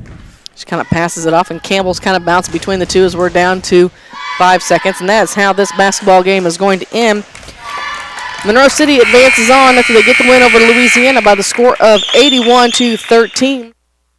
We have your Abel's postgame show coming up next here on Eagle 102. The Eagle 102 postgame show is coming up, brought to you by Abel's Quick Shops. Abel's Quick Shops introduces the new Shell Fuel Rewards credit cards, now with even more ways to save with two great reward programs. Choose the Shell Fuel Rewards card or the Shell Fuel Rewards MasterCard and save 10 cents per gallon up to 20 gallons every fill-up, plus rebates on non-fuel purchases. Sign up at shell.us/get rewards from Abel's Quick Shops. We're just down the road. Your 401k is likely one of your most important assets, but it's only one part of a comprehensive retirement strategy. Edward Jones can help you understand how your retirement assets fit into your entire retirement picture so you can work toward meeting your unique retirement goals. Contact me, Kayla Caldwell, your Edward Jones financial advisor, at 2604 Georgia Street in Louisiana. Edward Jones, Making Sense of Investing, member SIPC. It's a great time to buy or sell a home. I'm Vicki Cadwalder, and I take pride in offering skills that make the process go smoothly from beginning to end. Even after closing, I enjoy staying in touch and being there to help you if you have any other needs or questions. During the process, I'll work closely with your lender and other professionals to make it as effortless as possible. I'm here with you every step of the way, so when you're ready to buy or sell, call me and we'll create a personalized plan just for you. Vicki Cadwalder Real Estate, loving our small town life. Time now for the Eagle 102 post-game show on KJFM, sponsored by Abel's Quick Shops. Well, Marcia, there was improvement from the last time these two teams met, and that's all you can ask for is right now. Monroe City got the win over Louisiana by the score of 81-13. At the end of the first quarter, Monroe City led 28-4. Monroe City went into the locker room at half up 55-10. Ended the third quarter with the lead at 68-13, and again, your final 81-13. Absolutely, Marianne, and no surprise for Monroe City. I had Haley Dyer and Riley Quinn as their top scorers. Haley with 18 and Riley with 16. Had Haley Hagan with close behind those two ladies with 14 points. Savannah Utterback put up 2 threes and ended the night with 10. Had 8 by Briley Hayes and 5 by Mackenzie Moss. And for Louisiana, Emily Powell, which has been their leading scorer, ended up with 5 points on the night. And then we had 2 contributed by Skye Coleman, Deprecia Chapman, Rylan Stewart, and Tyona Campbell. And again, Louisiana can take every opportunity to learn something from this game. Again, outscored the last outing that they had against Monroe City. And so, again, this really young team is going to have to take what they can from each game in order to improve their chances of picking up a win in the next year or so. All right. I was trying to get a score from the other gym. We'll have to see if we can check in on it. I was wrong. At halftime, Winfield actually led Mark Twain 26-23. We'll see if we can get an update on that. Let's take a quick break here on the Abel's postgame show.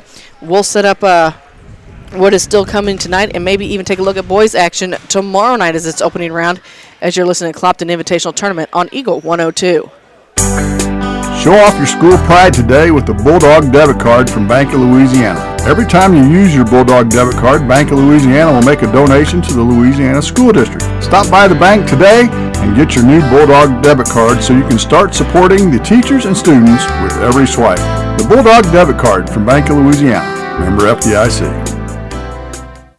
Get connected to a fast-paced world with Cellular and Satellite Center in Bowling Green, an authorized U.S. cellular dealer, along with Dish Network, DirecTV, Viasat, and HughesNet high-speed internet packages. Cellular and Satellite Center also carries a variety of TVs and accessories and installs security systems. Get connected today with Cellular and Satellite Center in Bowling Green. Follow area high school sports at home and away, on air, online, on the KJFM radio app, and on Alexa. Area high school sports on Eagle 102, brought to you by Perkins Electrical Service, Vicki Cadwalder Real Estate, and Kayla Caldwell, Edward Jones Financial Advisor, member SIPC. Well, as we mentioned, Louisiana fell tonight to Monroe City, the number 1 seed, 81-13. We're looking for some scores from the other game. We'll see if we can get those for you here before too terribly long. The game we're getting ready to come up for you here in about 15 minutes or so is going to be number 2 Clopton taking on number 7 Wright City. That's here in the new gym. In the old gym will be number 3 Mark Twain taking on number 6 Winfield. Marcia, any final thoughts on this game before we take a break before we head to the pregame for the next one? Again, Marianne, just as I've mentioned before, Louisiana just needs to take every opportunity to learn from every game. They're a young team. Don't get down and keep working hard. All right, we're going to take a short break here as we wait. They put a little extra time on the clock tonight. They said they didn't know if they were going to do that or not, so we're going to take a quick few minutes here. We're going to reset. We'll be back with you in about 15 minutes or so as the Clopton Lady Hawks will take on Wright City, as you've been listening to Clopton Invitational Tournament action on Eagle 102. You've been listening to Area High School Sports on Eagle 102. Join us each week as we bring you the best of area high school sports on air at 102.1, online at kjfmradio.com, and on the KJFM radio app. You can find a full recap of scores online and daily during Eagle 102 Sports, all from your area sports leader, KJFM Radio.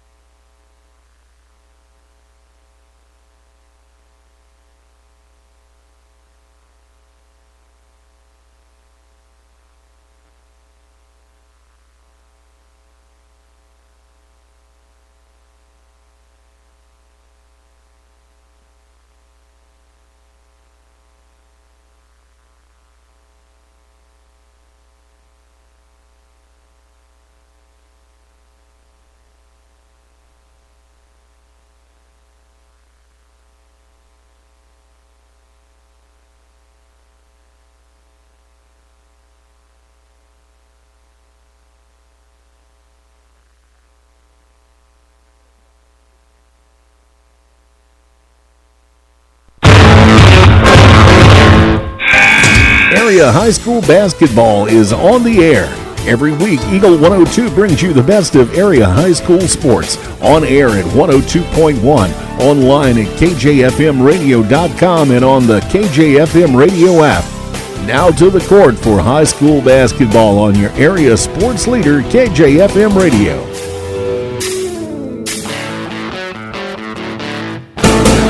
You know, Marcia Garrison, I'm sitting here looking, and some of the relationships that have been formed over the years, sports-wise, has been absolutely incredible. I was just looking at my timeline on Facebook not too long ago. It talked about several years ago. We won't date them either as far as their age goes, but was at the Clopton tournament, watched Coach Street, who's now the head coach for the Clopton Lady Hawks. She was sitting in the stands home from college talking to Ashley Fleming, who, they did battle during the tournament many times. We've seen a number of kids come home and watch this when they can. Unfortunately, there's not as many in the stands this year because of COVID reasons, but we're happy to have you with us right here on Eagle 102 for our second game of the night from the new gym.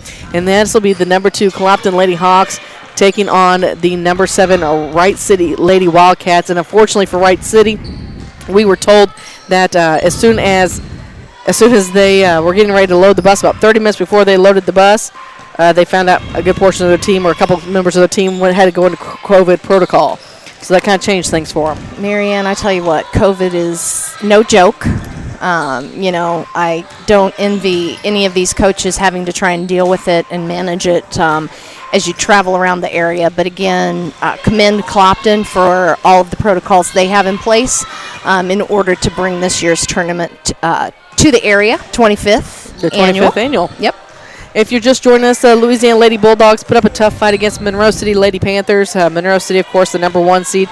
They got the win over the number 8 seed, Louisiana, 81-13. We'll see if we can get a final from the other gym. I know at one time it was pretty close. At halftime, Winfield led by 3, and I think the last time I peeked in on that game, it was just a point or two separation, as that's a 3-6 matchup, as Mark Twain is the number 3 seed. Winfield's the number 6. We'll get a final for you on that one coming up here in just a few moments. We're going to talk about what's going to happen between these two coming up as the Bowling Green Pharmacy pregame show is next here on Eagle 102. The Eagle 102 pregame show is coming up, brought to you by Bowling Green Pharmacy. On air, online, on the KJFM radio app, and on Alexa, area high school sports on Eagle 102, brought to you by State Farm Insurance, Cindy Blaylock, Young Enterprises, and Pike County Memorial Hospital. As many as 50% of people don't take their medication as prescribed. Missing or not taking medication can be deadly.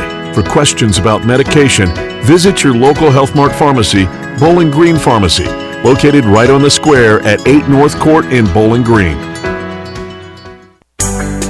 Show off your school pride today with the Bulldog debit card from Bank of Louisiana. Every time you use your Bulldog debit card, Bank of Louisiana will make a donation to the Louisiana School District. Stop by the bank today and get your new Bulldog debit card so you can start supporting the teachers and students with every swipe. The Bulldog debit card from Bank of Louisiana. Member FDIC. This is Tracy Brookshire, Marketing Coordinator and Public Information Officer for Pike County Health Department Home Health and Hospice here in Missouri. We are doing our best to keep our community informed as much as possible regarding how the COVID-19 pandemic is affecting our county. Visit our dedicated COVID-19 page on our website at pikecountyhealth.org for resources, latest news, updated case counts, and a contact form for questions and concerns specifically related to the virus. Visit our website to subscribe to our PCHD e-news and be the first to know about any updates and resources we have to offer in our communications. Stay safe out there, Pike County. Your health is our priority, and together we will get through this concerning time. Broadcasting from the Family Drug Booth, it's the Eagle 102 Game of the Week. It's time now for the Eagle 102 pregame show, sponsored by Bowling Green Pharmacy. Well, Marcia, I guess we shouldn't envy Mark and Jim too much, as their game is headed to overtime. They ended regulation at 48 apiece, so the old gym is currently in overtime, where we're getting ready to start our second game of the night. And Marcia, Clopton has kind of had some up and downs this season. They came out, they faced some tough teams over at Montgomery County in their tournament. Got a couple wins, picked up some wins along the way. Went up, faced a really tough Canton team in Canton. came home, put up another couple wins, then just faced a really tough Troy team this last week. And so they're really working on their schedule to get a tough a schedule as possible to help them down the stretch here in postseason. Absolutely, Marianne. And if I know Coach Street and her team, they will be working hard every opportunity they get and will take something from every loss. So, don't count these ladies out. So Clopton returns at least, if I'm remembering correctly here, it's kind of going off my memory here. I mean, Taylor Akers and Kerrigan Lockard were full-time starters for the Clopton Lady Hawks last year. They had some others that saw plenty of playing time on the varsity level. And Madeline Bruni has kind of come in and filled some shoes, for Megan Harrelson as far as the steals go, the quick hands at Caitlin Kuntz, some ones that just really, some big impacts for the Lady Hawks. So they've come in, they've stepped in, Brea Smith, another young lady for Clopton, a freshman that has come in and really put up some good numbers. Logan Hall got hurt last year. I believe was here at this tournament with her ACL, and she was back this year, and she's working down low. Shannon Yates, I think, if I remember correctly, won the free throw championship at the Elks for I don't know how many years. So they've got some players who have some experience on the court for Clopton. For Wright City, one of the ladies that we're going to keep there's two of them we're going to keep a very close eye on. Jasmine Simpson. We saw her last year and were absolutely impressed with her as a freshman. She is a sophomore, so another year under her belt. And then Dayton Gurley, another one. Those two last year, they have a lot of speed, and they're able to maneuver into that paint really well, or at least we assume they still can since they did last year. But you talk about short bench. I think they've got, 6 players?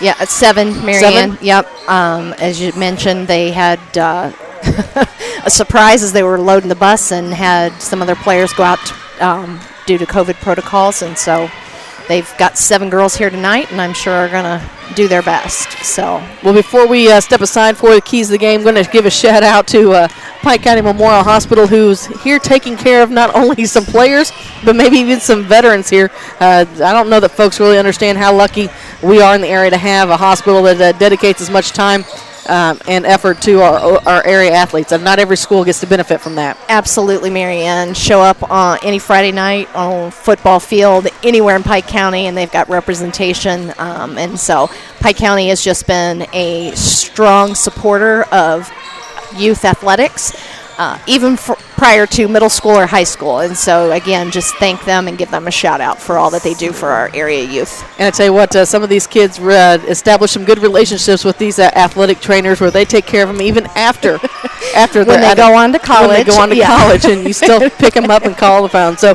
as we continue the Bowling Green Pharmacy pregame show, we've got your starting lineup, your keys to the game, sponsored by Vicki Cadwalder Real Estate, next here on Eagle 102.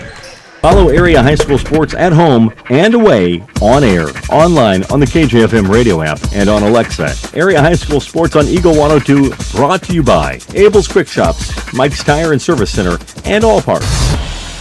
It's a great time to buy or sell a home. I'm Vicki Cadwalder, and I take pride in offering skills that make the process go smoothly from beginning to end. Even after closing, I enjoy staying in touch and being there to help you if you have any other needs or questions. During the process, I'll work closely with your lender and other professionals to make it as effortless as possible. I'm here with you every step of the way, so when you're ready to buy or sell, call me and we'll create a personalized plan just for you. Vicki Cadwalder Real Estate, loving our small town life. Your 401k is likely one of your most important assets, but it's only one part of a comprehensive retirement strategy. Edward Jones can help you understand how your retirement assets fit into your entire retirement picture so you can work toward meeting your unique retirement goals. Contact me, Kayla Caldwell, your Edward Jones financial advisor, at 2604 Georgia Street in Louisiana. Edward Jones, Making Sense of Investing, member SIPC. As many as 50% of people don't take their medication as prescribed. Missing or not taking medication can be deadly. For questions about medication, visit your local Health Mart pharmacy, Bowling Green Pharmacy, located right on the square at 8 North Court in Bowling Green. Time now for the Eagle 102 Keys to the Game on KJFM, sponsored by Vicki Cadwalder Real Estate in Louisiana. Keys to this game, Marsha, I think are going to be take care of the basketball. We got to limit turnovers on both sides of the ball. Whichever team's going to handle the ball well. I've talked about it in previous games, and I think it's not a secret by any means to the fans of Clopton High School. I'm not sure who's going to step in and fill the shoes for Taylor Akers when she leaves, because she handles that ball very well.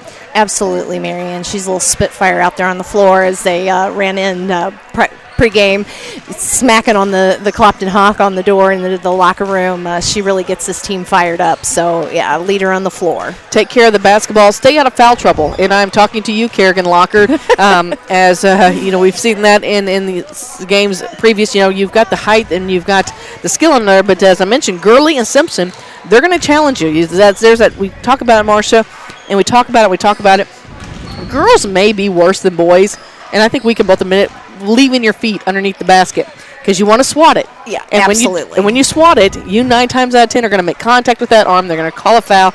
You're going to get another foul put up on you, on your team. They're going to go free throw line. They're going to shoot free throws, and you don't want to put in points on the board when the clock is stopped. Well, Marianne, too, it's really hard as a girl to let somebody come inside that square.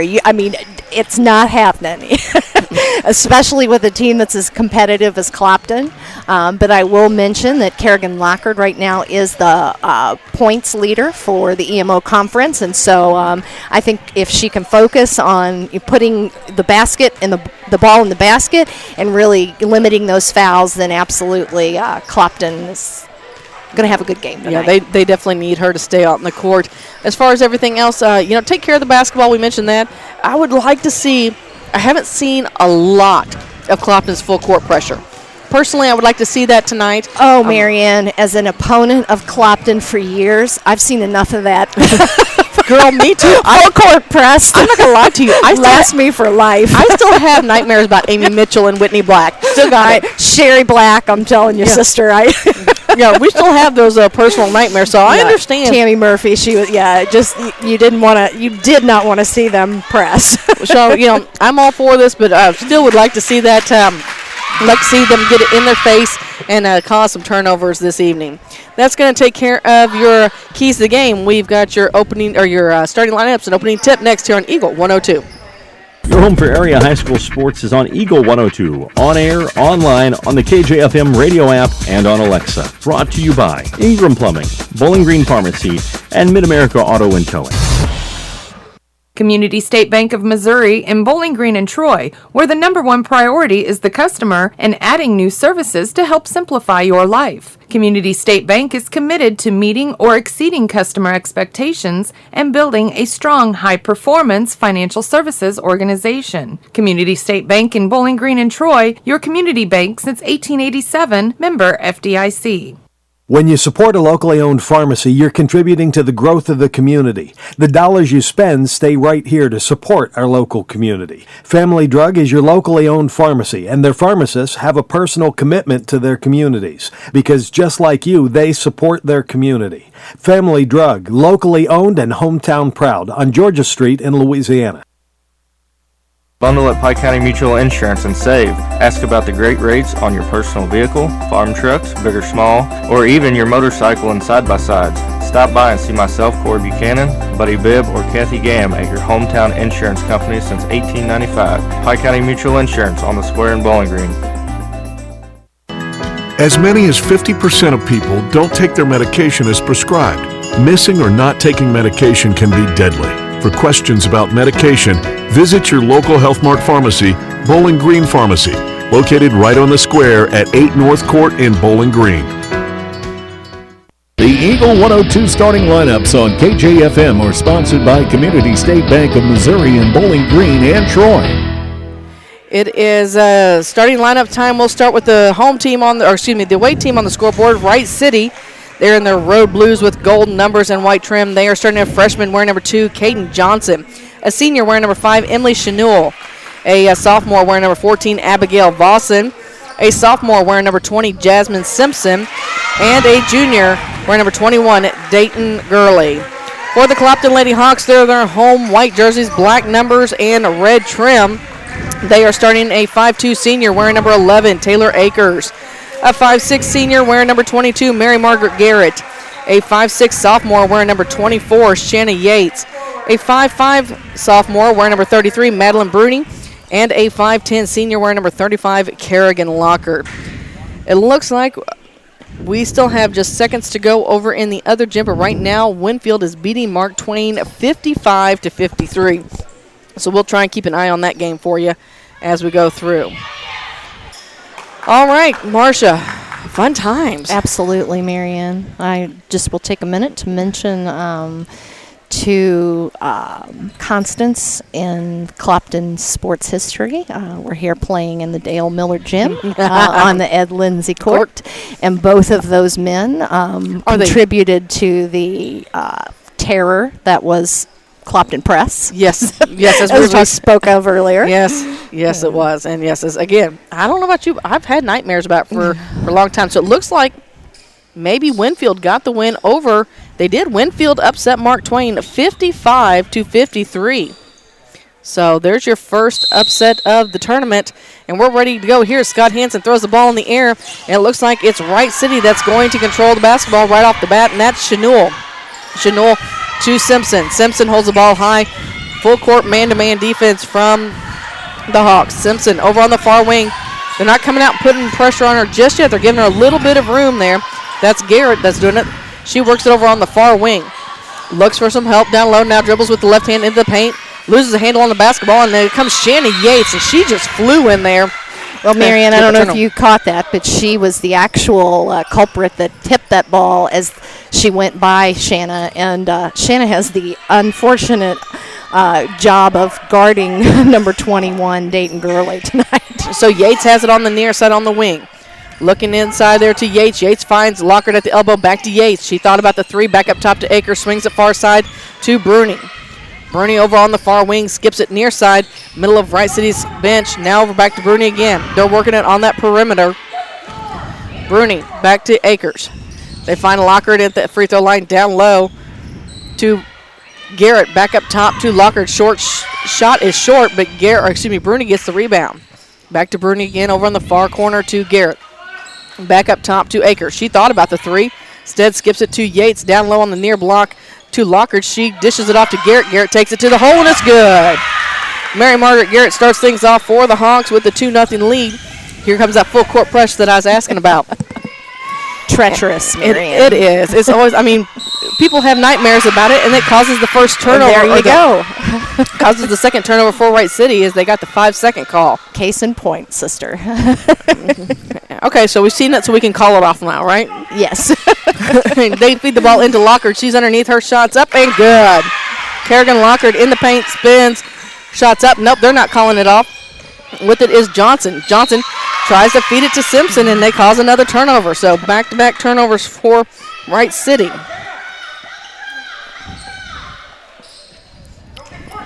So Yates will have the inbound honors on the near side. She looks, gets it right into Lockhart. She's all but open, and Kerrigan Lockhart just puts up 4 quick points here for the Lady Hawks. They lead at 6-0, 6:18 to go here in the first, and Akers about gets the steal. Simpson loses a handle on it. Now Lockhart has it. She throws it off, and Wright City calls a timeout so they can maintain possession. We'll take a timeout as well. Well, that's been a fun almost 2 minutes here already. 6:11 to go here in the first quarter. Clopton leads Wright City 6-0 as you're listening to Clopton Tournament Action on Eagle 102. Abel's Quick Shops introduces the new Shell Fuel Rewards credit cards, now with even more ways to save with 2 great reward programs. Choose the Shell Fuel Rewards card or the Shell Fuel Rewards MasterCard and save 10 cents per gallon up to 20 gallons every fill-up, plus rebates on non-fuel purchases. Sign up at shell.us/get rewards from Abel's Quick Shops. We're just down the road. On air, online, on the Kjfm radio app, and on Alexa, Area High School Sports on Eagle 102, brought to you by Community State Bank of Missouri, Family Drug, and Pike County Health Department, Home Health and Hospice. Wright City has the ball still in the back court with it.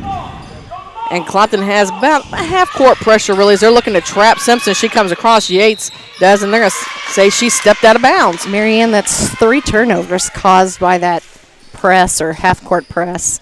That man-to-man, in-your-face type things that we have our nightmares about. Over on the far wing with it to Bruni.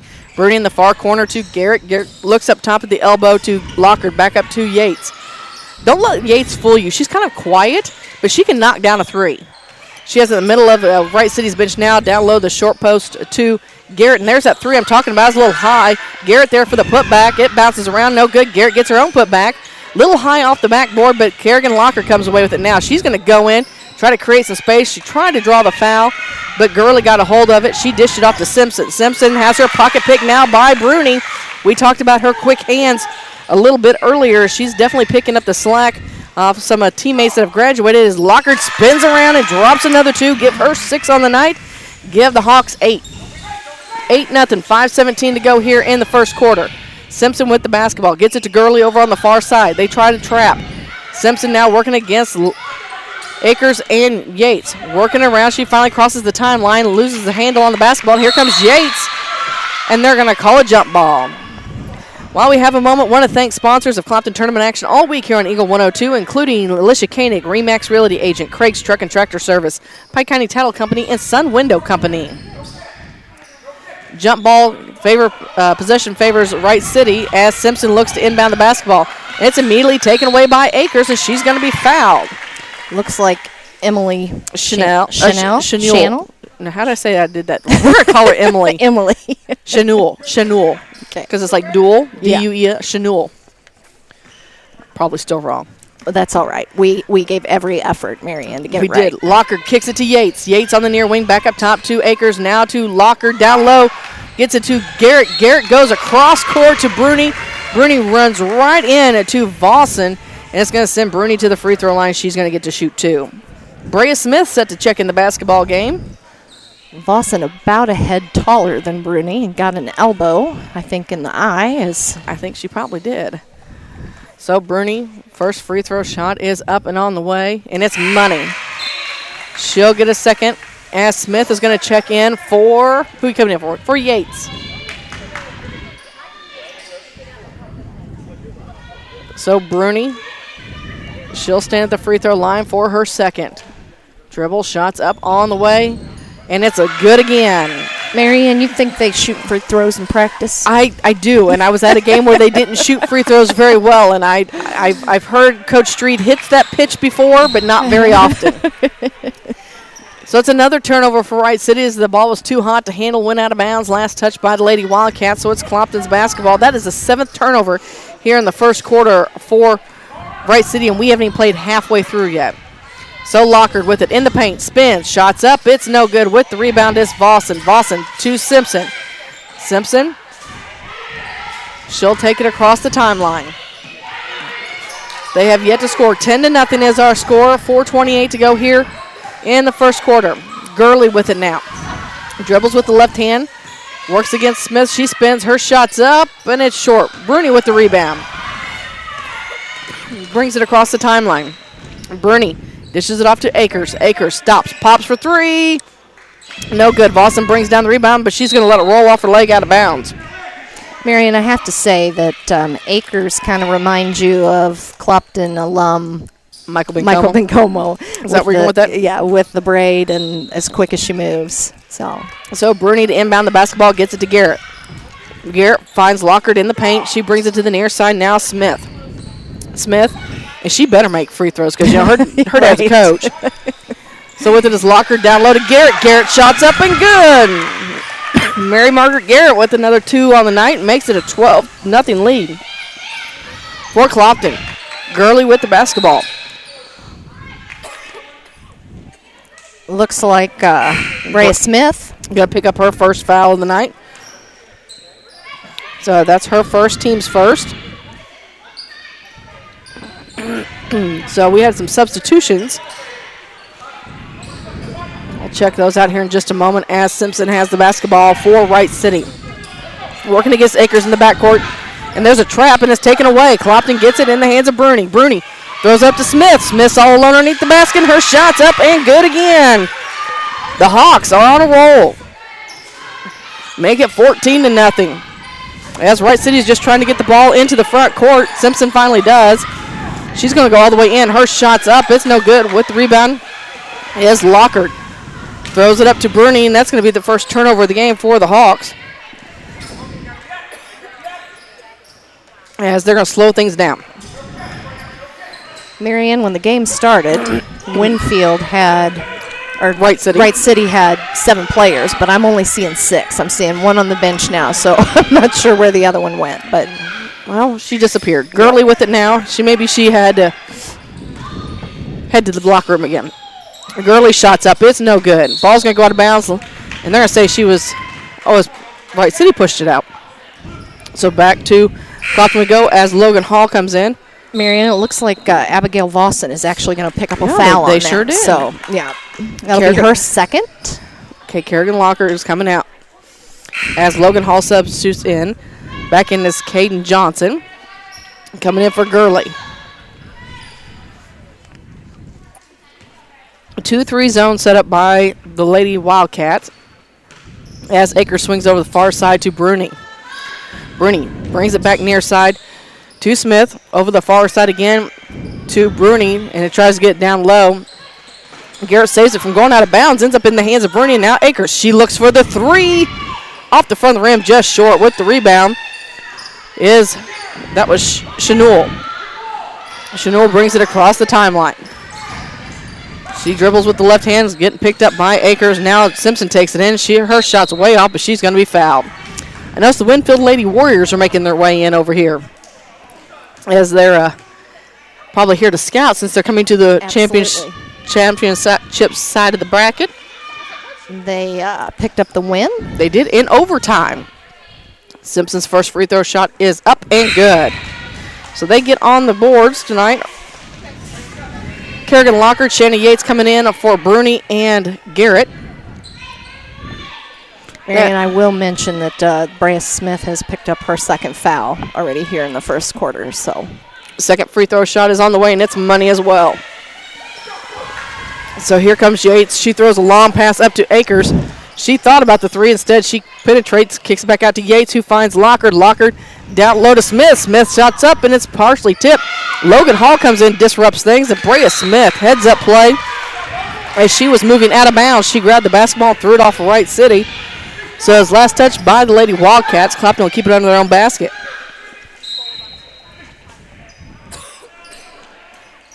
Locker gets it to Akers. Long three on the way. It's up. It's no good. Yates with the rebound. Yates tries to save it, and coming away with it is Smith. Smith gets it to Locker. To Akers. Akers to Hall from the block. Extended on the near side. Back to Yates. Inside to Locker. Back to Akers, and she wanted the three, and she drained it. She was going to keep it up, Marianne, until she made it. So, yep, she was going to keep shooting until that fell. So full court pressure again by the Hawks with 1:20 to go here in the first quarter. Another turnover for Wright City, a 5-second call. That is the 9th turnover, Marcia, for the Lady Wildcats, and here comes Little Akers. Marianne, all I can say is that, that is the result of that grinding press, that defense that they, take it to you. We have Madison and Taylor Akers in as Locker goes off the glass. Her shot's no good. Taylor comes away with the loose basketball. Find Lockard in the paint again. She dribbles around. Her shot's blocked. Now Simpson has it. Simpson's going to take it the other end. Has to pick up her dribble. Long shot in there by Johnson. Ball's loose. It's going to go out of bounds. Last touch by Madison Akers. So with 59 ticks to go here in the first, Clopton leads Wright City 17-2. Looks like they're going to give the ball back to Clopton, Marianne, or to Clopton, I should say. Yeah, I'd say it was last touch by Wright City. It went out of bounds. Yeah. So Akers with the basketball. That's Taylor. Brings it to the near side. Finds Lockard in the paint. She goes to bounce, pass it down low to Hall. Oh, there it says last touch by Wright City. Shannon Yates chased out of bounds. They say it went off the leg of Simpson, I believe. Now they get into Hall. Back up top to Lockard. Lockard swings it far side to Akers. She wants another three. It's off the rim. It's no good. It's Lockard with the rebound. She gave a quick look at the clock. Taylor with it again. A little hard there. Shannon Yates comes away with it. Back up top to Taylor. Come on, shoot it again. Third time's the charm, right? Now swings it to Sister Madison. Down low to Lockard. Back out to Yates. Yates wants the three, and she gets it. Shannon Yates with the tray. Makes it 20-2 with just seconds to go here in the first quarter, and they've got a jump ball. 13 ticks to go, and Clopton leads this one by 18, Marcia. Marianne, it looked like Madison Akers and Shenny Yates was not getting by them. No. So Yates will inbound the ball as a possession arrow favor Clopton. Shanna looks, gets it into Hall. Hall back up top to Taylor, back to Hall again. To Lockard. Lockard at the elbow. She works in the paint, kicks it to Akers. That's Madison, back to Taylor. Taylor's going to take it in, kicks it to Hall. Hall from the block extended. It's up. Oh, it's too short off the rim. And that is how the first quarter is going to end. Clopton leads Wright City by the score of 20-2. We got second quarter action coming your way next here on Eagle 102. I'm Tylee Mills, the CEO of Pike County Memorial Hospital. You've heard it from your friends, family, and even neighbors. They choose Pike County Memorial Hospital. Quality care from quality people. Pike County Memorial Hospital. Get connected to a fast-paced world with Cellular and Satellite Center in Bowling Green, an authorized U.S. cellular dealer, along with Dish Network, DirecTV, Viasat, and HughesNet high-speed internet packages. Cellular and Satellite Center also carries a variety of TVs and accessories and installs security systems. Get connected today with Cellular and Satellite Center in Bowling Green. Follow area high school sports at home and away, on air, online, on the KJFM radio app, and on Alexa. Area high school sports on Eagle 102, brought to you by Pike County Mutual Insurance, Browns Processing, and Bank of Louisiana. As we get ready to start the second quarter, Marcia, that was quite an exciting first quarter there. Absolutely, Marianne. Clopton came to play. No, we would never would have guessed that they would come to play a game. Yeah, they're going to give it their all, whether they're playing in the first game of a tournament or in the championship. So, well, again, like most, I think they're kind of on the mindset that a lot of these others are as well. That it's, you play like it's your last game because it could be. Absolutely. So Wright City has the ball to start things, as Chanul is working against Akers. That's Taylor. They find Boston all alone underneath the basket. It's no good. Garrett with the rebound. Gets it to Lockard. Lockard to Yates. Yates goes out. She's denied. And that was by Simpson, but it ends up in the hands of Akers. And a little miscommunication, but Garrett's there to clean up the mess. As Akers now gets it in the hands of Yates. Near side of Bruni. Bruni tries to lob it down low, and that's just the second turnover here of the half for Clopton, as Simpson's going to take it all the way in. Shots up, it's no good. Taylor Akers, the shortest girl on the court. Oh, well, maybe. Johnson may be actually the shortest one. I was going to say, Marianne, Johnson's pretty small, and she's, I've been seeing her in the inside banging up against Kerrigan Lockard, and I am wondering where that mismatch is coming from. I'll tell you what, Madison and Akers get back out there, and that might be more tit for tat now that you mention it. Bruni with it in the near corner. She's looking, and she's going to trip and fall.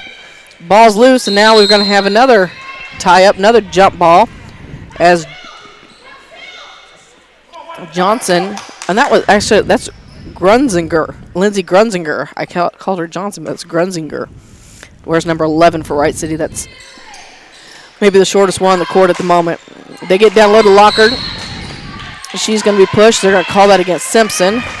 Simpson's, it's one of those things she's going to pick up and work on here as she continues to grow for the Lady Wildcats. She got in a little foul trouble last year. But she's one of those ones, I tell you, Marcia, teams are just going to have to watch her. She's got some talent. Absolutely, Marianne. Lockard gets it in, or Yates gets it into Lockard. Back to Yates in the short corner, back up top with it to Akers. Swings it far side to Bruni. Boston watched the little telegraph that was going on there. She knocks it out of bounds. So Clopton will inbound it in the front court just inside the half-court line. Bruni gets it into Akers. Akers to Lockard. Swings it far side to Garrett. Garrett to Akers again. Skips Yates down low on the block to Lockard. She tries to create some room. Instead, dishes it off to Garrett, and that was a nice one. It was, Marianne. She knew she didn't have the shot, and she just reached around and set Mary Margaret up. So Simpson with it now for Wright City. She splits the defense, takes it in, and she runs right into Garrett. Garrett takes it away. Garrett gets the block there, now with it to Yates. Yates hands it to Akers. Akers brings it across, dishes it to Bruni. Bruni at the end of Wright City's bench. She looks, drives the baseline, tries to kick it up, and there's another turnover. That's the third turnover here in the half for Clopton with 6:09 to go. Clopton still on top by 20, 22-2. Marianne, I'm glad to see Simpson slowing it down. She was just really forcing it up the floor and throwing it up, and that's not going to get Wright City anything. Nope, but now Yates with the steal. She's all alone in for the left-handed layup. Always just short.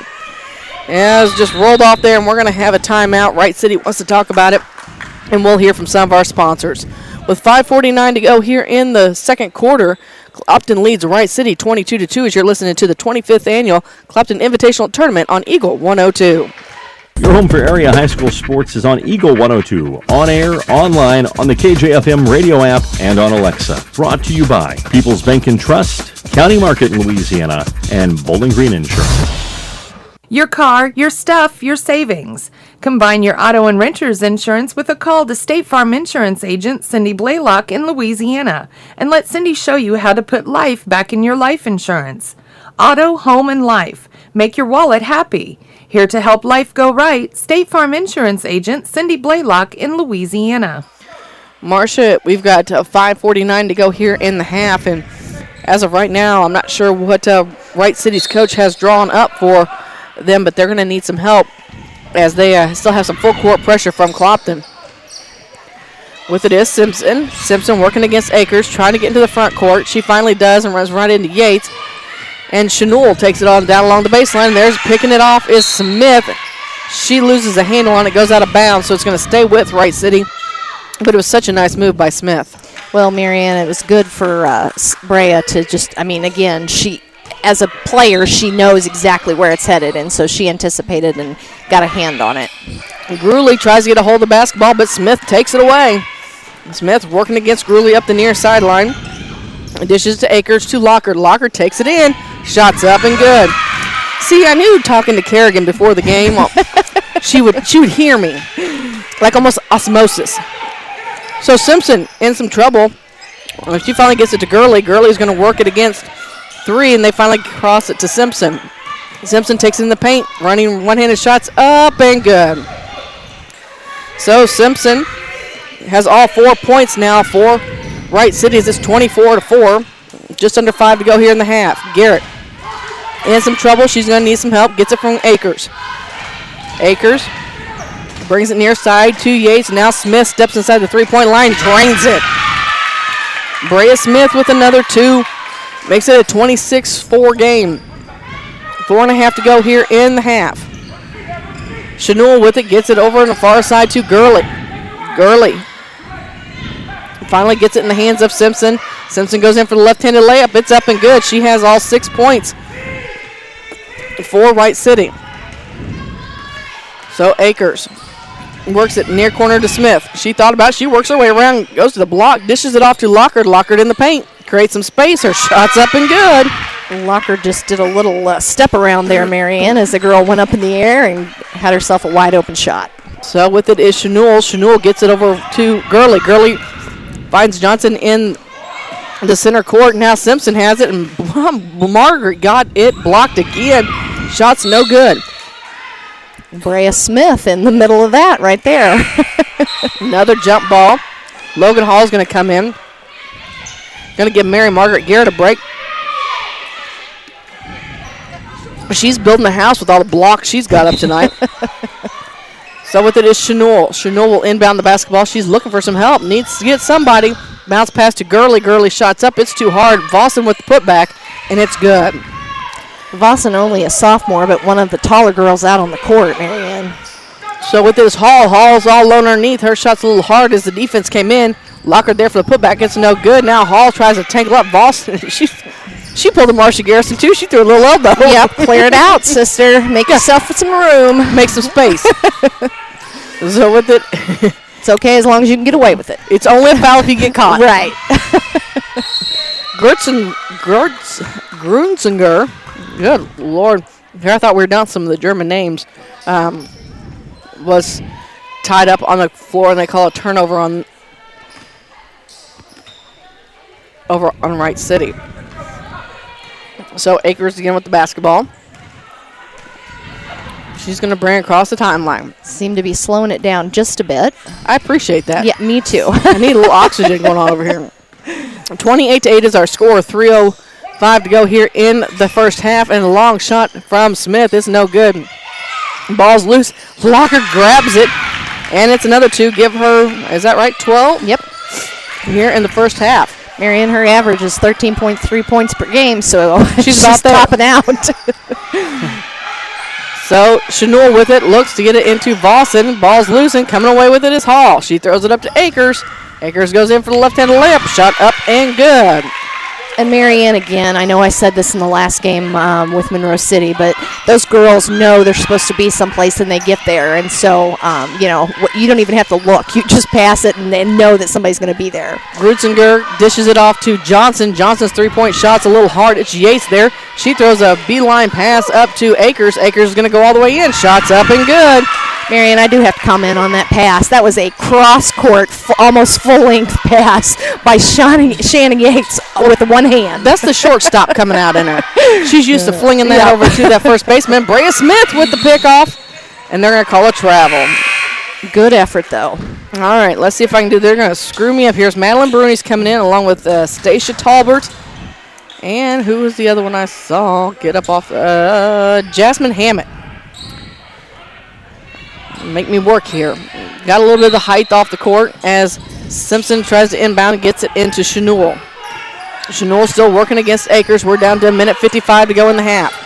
Chenul trying to push Akers away because she does a good job of being a pest. And there's Hammett. She tries to get the pick, and it's going to go off her leg out of bounds, but Wright City's going to have to take it the length of the court.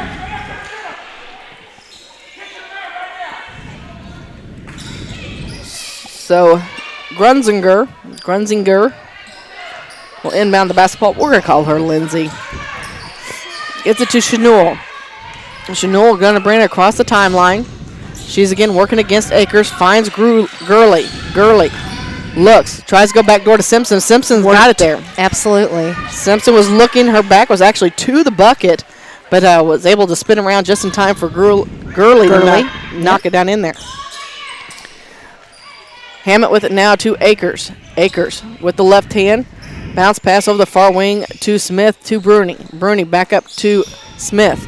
Smith's going to take it all the way and kick it to Hammett. Hammett looks for Talbert. Nothing there, so finds Bruni. Bruni eyes the three. It's just a little short. Hammett goes up for the rebound, and it's saved by Talbert. Talbert gets it to Bruni. Is that Bruni that ends up on the court? I think it is. It is. On a trip there, Marianne. And that's going to be against Lindsay. Oh, that's a 1-and-1, they're saying. Yep. As Bruni heads to the charity stripe. This will be her second trip. We've got a minute left. We got halftime. As Bruni's first free throw shot is short. Gurley comes away with it. Long pass up to Lindsay. Lindsay's going to go up against Talbert. Talbert's too tall. As she just extended that arm at an angle. And Lindsay was doing a good job as she did her job to take it all in there. Talbert picks up her first foul. Marianne, she looks all of about 5'0". Yeah, I think she's breaking the 5-foot mark. Yeah, I was going to say, she just ducked under Talbert. And so. But I tell you what, she's got 3 points on the board for the Lady Wildcats. So Akers with the basketball. Dribbling with the right hand, looks inside to Talbert. Talbert loses the handle on it, has their pocket picked by Simpson. And immediately the ball goes out of bounds. Back to Clopton. While we have a moment, thank more sponsors for coverage all week here on Eagle 102, brought to you by One Multi-Sports Complex, Wood Smoke Meats, Penrod Real Estate, Liggins Flooring, and Bowen Construction. Akers, that's Taylor. Bounce pass over the far side to Smith. She gave the three-point shot a look. Instead, she works her way all the way around. And a little layup. Nice way working herself through the defense there. Marcia makes it a 36-13 game. Yep, when you stand there with your hands up and you don't move your feet, Marianne, you can you can work around. You can work around those cones. Yep. Johnson with the basketball now for Wright City. She needs some help from Chenul. Chenul takes over on the far wing. She's going to go all the way down the block. Tries to shoot. Simpson's there to clean it up. And Simpson, give her 10, I believe, on the night. Yep. As she's got 10 of the 15. It's 36-15. And that is how the half ends. Clopton leads this one 36-15. We've got your Cellular Satellite Center halftime report coming up next here on Eagle 102. The Eagle 102 halftime report is coming up, brought to you by Cellular and Satellite Center in Bowling Green. Get connected to a fast-paced world with Cellular and Satellite Center in Bowling Green, an authorized U.S. cellular dealer, along with Dish Network, DirecTV, Viasat, and HughesNet high-speed internet packages. Cellular and Satellite Center also carries a variety of TVs and accessories and installs security systems. Get connected today with Cellular and Satellite Center in Bowling Green. Show off your school pride today with the Bulldog debit card from Bank of Louisiana. Every time you use your Bulldog debit card, Bank of Louisiana will make a donation to the Louisiana School District. Stop by the bank today and get your new Bulldog debit card so you can start supporting the teachers and students with every swipe. The Bulldog debit card from Bank of Louisiana. Member FDIC. I'm Tylee Mills, the CEO of Pike County Memorial Hospital. You've heard it from your friends, family, and even neighbors. They choose Pike County Memorial Hospital. Quality care from quality people. Pike County Memorial Hospital. On air, online, on the Kjfm radio app, and on Alexa, Area High School Sports on Eagle 102, brought to you by State Farm Insurance, Cindy Blaylock, Young Enterprises, and Pike County Memorial Hospital. It's now time for the Eagle 102 halftime report on KJFM, sponsored by Cellular and Satellite Center in Bowling Green. It is the Cellular Satellite Center halftime report right now. The Clopton Lady Hawks, the number 2 seed in this tournament, lead Wright City 36-15. And Marcia, it has been, well, I asked for the full court press from Clopton, and I got it. And they haven't let up. They haven't, Marianne, and as we have already established that their press is treacherous. It is. It's like a buzzsaw working through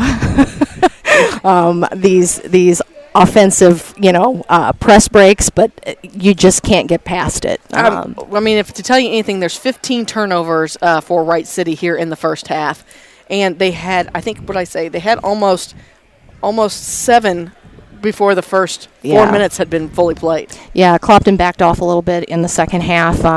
Gave Wright City a little room.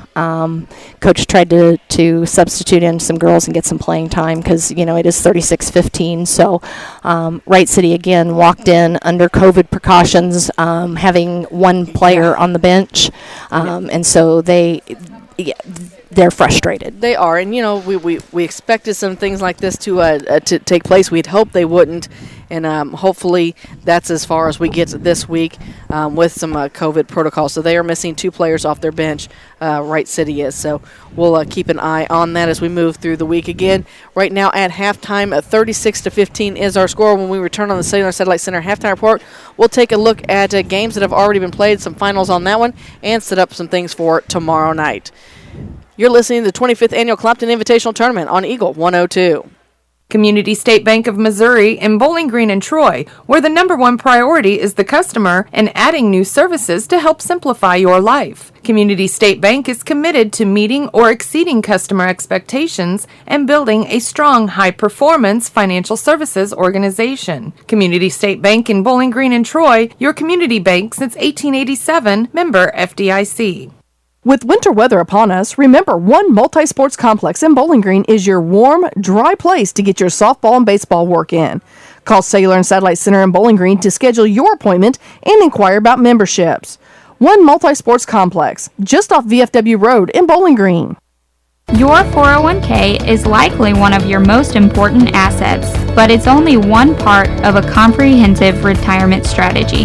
Edward Jones can help you understand how your retirement assets fit into your entire retirement picture so you can work toward meeting your unique retirement goals. Contact me, Kayla Caldwell, your Edward Jones financial advisor, at 2604 Georgia Street in Louisiana. Edward Jones, Making Sense of Investing, member SIPC. Follow Area High School Sports at home and away, on air, online, on the KJFM radio app, and on Alexa. Area High School Sports on Eagle 102, brought to you by Abel's Quick Shops, Mike's Tire and Service Center, and All Parts. Broadcasting from the Family Drug Booth, it's the Eagle 102 Game of the Week. It is the Cellular Satellite Center halftime report here. Marcia, we've got 36-15 lead for Clopton over Wright City. Real quick in the other gym, it is tied up at 9 apiece between Ellsbury and Silex. If you're just joining us, the Mark Twain Winfield game went into overtime, and we have our first upset of the tournament as number 6 Winfield defeated number 3 Mark Twain 55-53. I don't even know why I wrote it down incorrectly. But this one, as we mentioned, right now Clopton's got that 20-point lead. They've led by as many as, I think, 24. I guess I have a 21-point lead. My math wasn't good. I graduated from Bowling Green. Oh, girl. Let me tell you how the scoring stacks up. Let's rely on your math when it comes to scoring. Oh, girl, let me tell you. Right now for Wright City, their leading scorer is Jasmine Simpson. As I said, she really, puts effort into getting the ball down the floor and is throwing up just about everything that she can. She's got 10 points, got 3 contributed by Lindsay Grunzinger, and then 2 by Dayton Gurley. For Clopton, no surprise here, Kerrigan Lockard already has 12 points, average usually a little over 13 per game. So she's ahead of the pace there. We've got 7 points from Taylor Akers, 6 apiece from Mary Margaret Garrett and Brea Smith. Shauna Yates had a 3, and Madeline Bruni threw in 2. So that's how the scoring stacks up for both teams. So we've told you kind of what's going on tonight for girls opening round action. Tomorrow night, it's boys opening round action here at the Clopton Invitational Tournament. Things kick off here in the new gym. Marcia and I'll have number 1 Monroe City taking on number 8 Silex at 5:30, immediately followed by number 3 Clopton taking on number 6 Mark Twain around 7 o'clock. In the other gym tomorrow evening, things kick off at 5:30 with number 2 Winfield facing number 7 Ellsbury, and then their nightcap is number 4 Louisiana taking on number 5 Wright City. So fingers crossed, and we have a couple girls from Wright City out with COVID, hopefully, or COVID protocol, I guess I should say. They don't have COVID. They're under COVID protocol, so hopefully that doesn't affect the boys' team as much either. That's going to take care of our Cellular Satellite Center halftime report. We'll take our final break of this one, and we'll be back with second half action next here on Eagle 102. When you support a locally owned pharmacy, you're contributing to the growth of the community. The dollars you spend stay right here to support our local community. Family Drug is your locally owned pharmacy, and their pharmacists have a personal commitment to their communities because just like you, they support their community. Family Drug, locally owned and hometown proud on Georgia Street in Louisiana. Bundle at Pike County Mutual Insurance and save. Ask about the great rates on your personal vehicle, farm trucks, big or small, or even your motorcycle and side-by-sides. Stop by and see myself, Corey Buchanan, Buddy Bibb, or Kathy Gam at your hometown insurance company since 1895. Pike County Mutual Insurance on the square in Bowling Green. It's a great time to buy or sell a home. I'm Vicki Cadwalder, and I take pride in offering skills that make the process go smoothly from beginning to end. Even after closing, I enjoy staying in touch and being there to help you if you have any other needs or questions. During the process, I'll work closely with your lender and other professionals to make it as effortless as possible. I'm here with you every step of the way, so when you're ready to buy or sell, call me and we'll create a personalized plan just for you. Vicki Cadwalder Real Estate, loving our small town life. Bowling Green Tractor wants to change the way you think about yard work with their Ego 56-volt ARC lithium battery-powered lawnmowers, weed eaters, blowers, trimmers, and chainsaws. At Bowling Green Tractor, you can walk in and see for yourself just how easy these products are to handle. Bowling Green Tractor, your home for Ego. Power beyond belief. Follow area high school sports at home and away, on air, online, on the Kjfm radio app, and on Alexa. Area high school sports on Eagle 102, brought to you by Perkins Electrical Service, Vicki Cadwalder Real Estate, and Kayla Caldwell, Edward Jones Financial Advisor, member SIPC. Broadcasting from the Family Drug Booth, it's the Eagle 102 Game of the Week. Well, Marcia, we're kind of looking at an update still. We're still tied at 9 apiece in the other gym. That's the number 4 Ellsbury Lady Indians taking on number 5 Silex Lady Owls. Here in this one, number 2 Clopton is leading number 7 Wright City 36-15. Remember, we'll have a full recap of scores for you online at kjfmradio.com. The scoreboard page. We also have the season schedules on there. Plus, during Eagle 102 Sports tomorrow morning, beginning about 4 o'clock in the morning for you. Yeah. Oh, good Lord. I'm not even alive at 4 o'clock, Marianne. What? No. I don't understand. I mean, I'm old. No, it has nothing to be an old word. I assume that we're just smart. We know that we should not be up before the sun gets up. There is nothing that happens at 4 o'clock in the morning that I want to be involved in. What did they used to say? Nothing good happened after midnight. Isn't that what our parents used to tell us when you need to come home? And that's why. Well, guess what? Nothing good happens at 4 o'clock in the morning. Yeah. Well, while we have a moment, want to thank more sponsors for Clopton tournament coverage all week this week here on Eagle 102, including Bowling Green Lumber, Lynn's Heritage House, Orff Construction, and Pow Pow Cattle Farms and Fencing. Of course, we have the games for you on air at 102.1 FM, online at kjfmradio.com, on the KJFM radio app, and on your Alexa-enabled devices. Wright City has the ball to start with here to start the second half. However, they had a little trouble on the inbound play as Simpson was trying to get past Bruni, and actually she kicked it off of Bruni's leg, and now Clopton allows them in on the second chance. And there's a steal right off the bat. That is Akers. Akers going to take it up for the left-handed layup. Nice and easy goes. And Clopton starts things off, makes it 38-15. Half-court defense from the Lady Hawks now as Chanel brings it across the timeline. She's guarded by Akers, still a man-to-man defense. Vossen has it. She's working against Garrett. They try to throw it down low to Simpson. Goes out of bounds. They're going to say it was tipped by Clopton. So Wright City will now have to inbound it under their own basket on the baseline on the near side. Chanel with it. She holds the ball high. She looks, gets it into Simpson. Simpson. Gurley takes it in and looks like she's fouled as she's trying to drive in. She was picking up a foul. It is going to be 24. Oh, Shannon Yates. Not used to seeing Yates pick up too many fouls. Threw me out there. Chanel gets it into Johnson, but immediately taken away by Bruni. Bruni working against Gurley. And it's knocked out of bounds. So now Bruni will inbound the ball right in front of Coach Street at the head of Clopton's bench. Lobs it into Akers. Akers back to Bruni. Bruni over the far side to Yates. Yates looking inside, and this is zone defense from Wright City. Finds Akers again. Akers in the short corner to Lockard. Lockard back out to Akers again. Back down low to Garrett. Oh, and it was just too hard off the backboard with the rebound was Wright City. They throw it up to Gurley. Gurley's going to take it against Akers. She stops, pops from the block, extended her shots up and good. First 2 points for Gurley this evening makes it a 38-17 basketball game as we're just getting started here in the second half. Akers over the far side to Yates. Down low to Garrett. Garrett back out to Yates again. She's going to swing it to Akers, now to Bruni on the near wing. Bruni one bounce and dishes it off to Yates. Back up top to Akers. Akers backs it up. Now to Yates on the far wing. Inside to Garrett. Her shot's partially blocked. Goes out of bounds. Last touch by Vossen.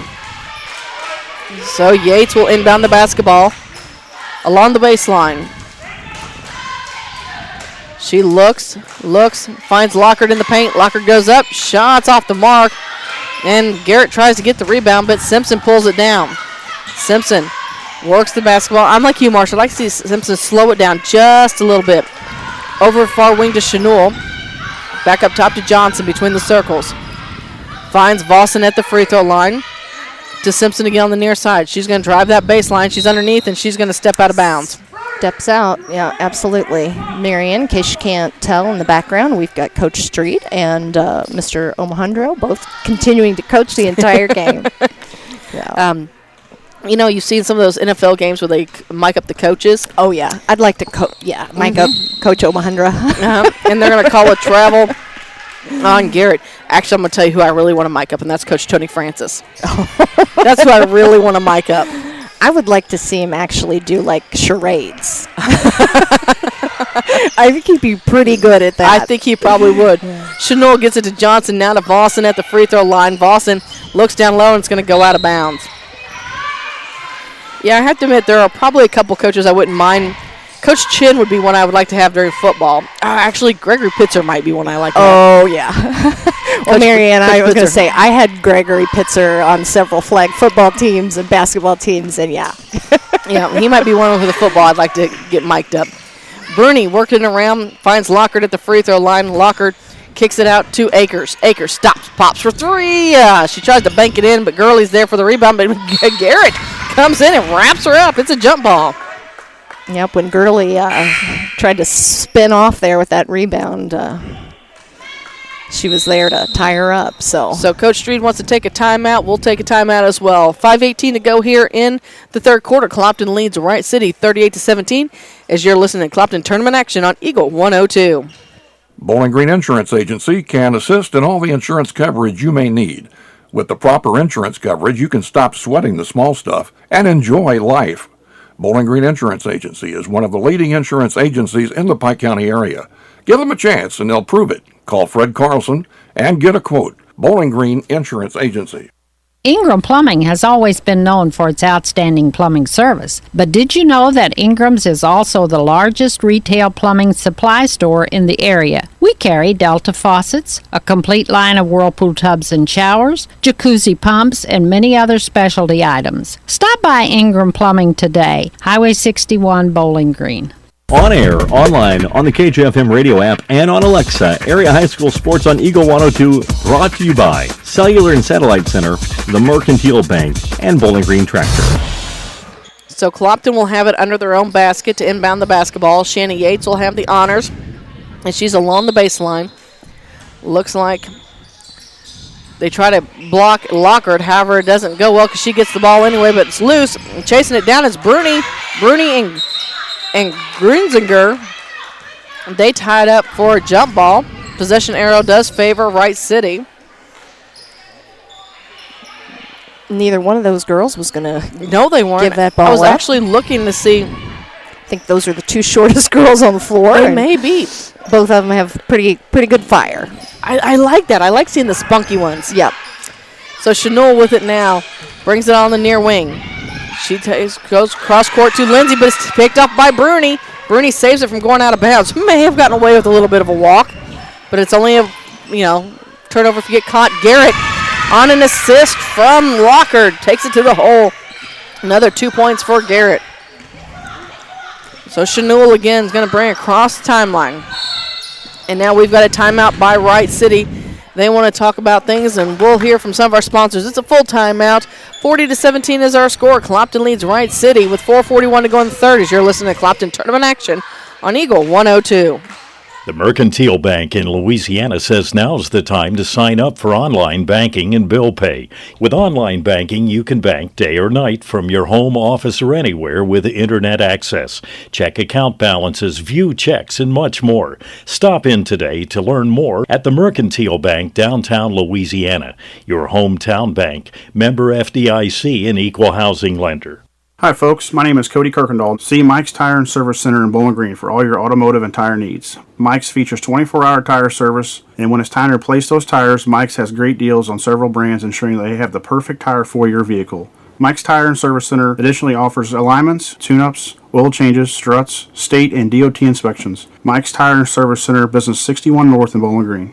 On air, online, on the Kjfm radio app, and on Alexa, Area High School Sports on Eagle 102, brought to you by State Farm Insurance, Cindy Blaylock, Young Enterprises, and Pike County Memorial Hospital.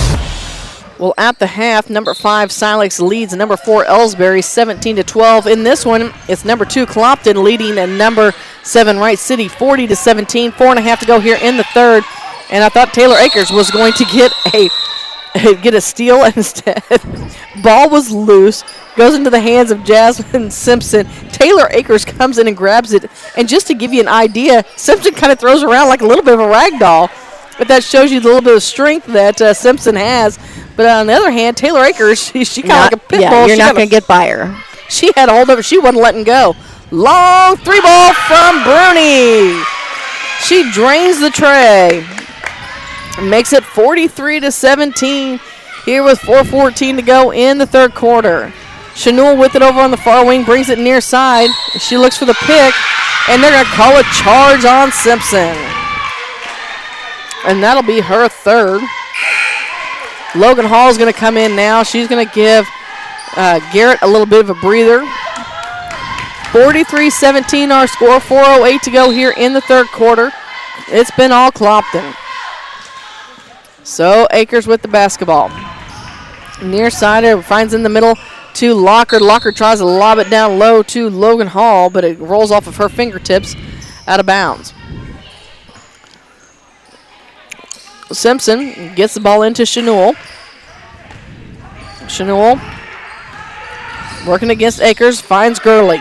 Gurley between the circles, finds Chanel underneath the basket. Her shot's partially blocked. It's Boston that comes in. And, she's going to get called for the elbows this time. Marianne, Wright City's got to watch that because right now they've got 2 people with 3 fouls. Well, and they've only got 1 on the bench. You know, that's one of those things where you have to be a little bit more discreet when you're throwing the elbows. She was trying to create some space. And, you know, I know that I can honestly say probably you and I threw a couple of them probably got caught more than we should have. But we didn't stick them out like helicopter blades. No. You know what I'm saying? So got to be a little bit more discreet with that as Smith takes it, kicks it to Akers. She wants another 3, and it's money. Taylor Akers with another tray on the night, and it's 46-17, 3:20 to go in the third quarter. Chanel with it, working against Akers. And I tell you what, ball kind of ran right up Akers. Ended up in the hands of Simpson. Her shot's no good. Her putback's no good, but she's fouled. And they're going to call that on Logan Hall, I believe. That'll be her first. And it sends Simpson to the free throw line. Simpson, she'll get 2. As she spins the ball in her hand. Shots up. Off the back of the rim and no good. So I was looking here, Vossen is only a sophomore. So yes. she's going to be developing. She is going to continue to develop, and she is going to be somebody to reckon with by the time she hits a senior. The second shot's no good. Chanel's there. Her putback was no good, but Vossen comes in and she cleans it up, and she picks up her first 2 points here the second half. Makes it 46-19. Lockhart bounce pass over to Smith. Smith drives the baseline. She's underneath, dishes it off to Hall. Hall shots up. It's no good. And it's Simpson that comes away with it. But then there's Smith. Brea Smith reaches in there, ties it up. Possession arrow does go with Wright City. Marianne, we got to give a shout out to Simpson. I mean, she has worked her tail off tonight. She has, and we talked about last year that she was so impressive. We knew she was going to be somebody to keep an eye on. She's also just a sophomore. So Chanel works with the basketball. She now picks up her dribble, and there's Smith with the steal. She's going to go in for the left-handed layup. She had to wait for Gurley to move, and it's good. And that, Marianne, that's good mental play right there. You know, Brea knew to wait because she was going up, and then she cleared out and was able to have a free, wide-open shot. Simpson dribbles the basketball, brings it near side to Gurley. Gurley working against Smith. Now there's another steal by Akers. No, Chanel gets a hand out. No, Akers comes away with it, but she's going to slide out of bounds. Whew, these girls are wearing me out. Bruni's going to come back in. Akers going to get a little bit of a breather. I like to know where they get all their energy. Well, Marianne, I can remember being young, enthusiastic at one point in time, but it's just not there anymore. Madison Akers gets a hold of the basketball after Lindsay gives her a little shove, and that's her foul, first foul, I believe. Grunzinger. So Talbert's coming in now. That's her second. I just can't mark it down right. Talbert's coming in for Lockhart. Bruni swings it far side to Smith. Down low to Hall. Hall back up to Bruni. Bruni with the left hand. She takes it in amongst the trees. Her shot's up and good. Madeline Bruni with 2 more makes it 50-19. Simpson finds Lindsay. Lindsay's going to run the baseline. Her shot's up. Vossen's there for the putback. It's no good. Madison Akers with the rebound. And Lindsay's going to pick up her third. I'm not too sure. Maybe Big Sister wasn't a little excited there. That little sister picked up another foul. That scream you heard may have come from Taylor. Just saying. We got a timeout on the court. We'll take one. As 1:38 to go in the third. Clopton leads Wright City 50-19. You're listening to high school basketball on Eagle 102. People's Bank & Trust mobile banking app gives you the convenience of banking from anywhere. Simply download the free app for your Android or Apple device and get started managing your accounts, transferring funds, paying bills, and depositing checks. People's Bank & Trust online at www.pbtc.net. Member FDIC, Equal Housing Lender. Follow area high school sports at home and away, on air, online, on the KJFM radio app, and on Alexa. Area high school sports on Eagle 102, brought to you by Abel's Quick Shops, Mike's Tire and Service Center, and All Parts. Out of the timeout, it'll be Clopton's basketball as Madison Akers drew the foul from Lindsay. They get it into Bruni in the backcourt. Bruni swings it back up to Akers. Akers pulls up for the shot. It's just short. She tracks down her own rebound, but it's going to be Simpson who grabs a hold of it. And she bounces. She bounces on the line, so it's going to stay with Clopton along the baseline under their own basket. Smith will do the inbound on her. She stands on the C for Clopton. She looks, gets it into Bruni. Bruni thought about that three again. Instead, she puts the ball on the court, works it around. She'll swing it over to Smith. Smith over on the far side, bounce pass to Hall. Hall on that block extend. She drives the baseline back to Akers. Akers shots up, and it just misses. And now it's going to be Vossen trying to chase it out of bounds. Last touch by Wright City. So stay with Clopton with 1:15 to go in the third. The other game still at half as Silex leads Ellsbury 17-12. Bruni with the basketball to Smith. Smith drives that baseline. She gets down underneath there with Simpson and Vossen. And now the ball's loose, and I tell you what, look, Wright City has some spunk, man. Vossen's on the ground there rolling around. They've got some spunk, man. Yeah, Marianne, they came here to play. So, as you said, you got to play like it could possibly be your last game. And I'm looking at they have one senior out there, and that's Chanel. And so, they keep that spunk up, and they're going to give some people some trouble. Bruni with the basketball now for Clopton, working against Chanel. And she works around, and she falls down. And now Chanel gets it, and here comes Brea Smith up the other direction. Brea tries to cut him off, and she does. She causes the turnover. Yeah, that was all hustle right there, Marianne, that caused that. Smith came running up side by side, stood there next to her. Chanel went to pick it up, and all of a sudden it rolled off her fingertips out of bounds, and we have less than a minute to go here in the third. Clopton leads 50-19 as Bruni takes it to the far wing. She's going to hand it off to Akers. That's Madison, who hands it to Smith. Smith has to keep her dribble. She works against Simpson. Simpson takes the basketball away from her. Now Simpson's in control. She'll bring it back the other direction. She's working her way around. She loses a handle on it, goes out of bounds, and it's another turnover for Wright City. And really, Marsha, we talked about, they just need to slow down. Yep. Yeah, it's great when you can push and do those fast breaks. But you got to have some people there to help support you. You got to have some people there. It can't be one person. So. And, they're going to try a little full court pressure, but they get into Smith. Smith pushes it up the far sideline, no problem. She's going to go all the way in. Her shot's up and good. Brea Smith with another two. And she's in double digits tonight as we're down to 10 seconds. 52-19 is our score here in the third. Marianne Brea is just a freshman. Just a freshman. So Gurley loses a handle on the ball, gets it back, gets it to Simpson. Simpson tries to take a shot at the buzzer, but it's too late, and that is how the third end. Clopton leads this one 52-19. We've got your final quarter of action next here on Eagle 102.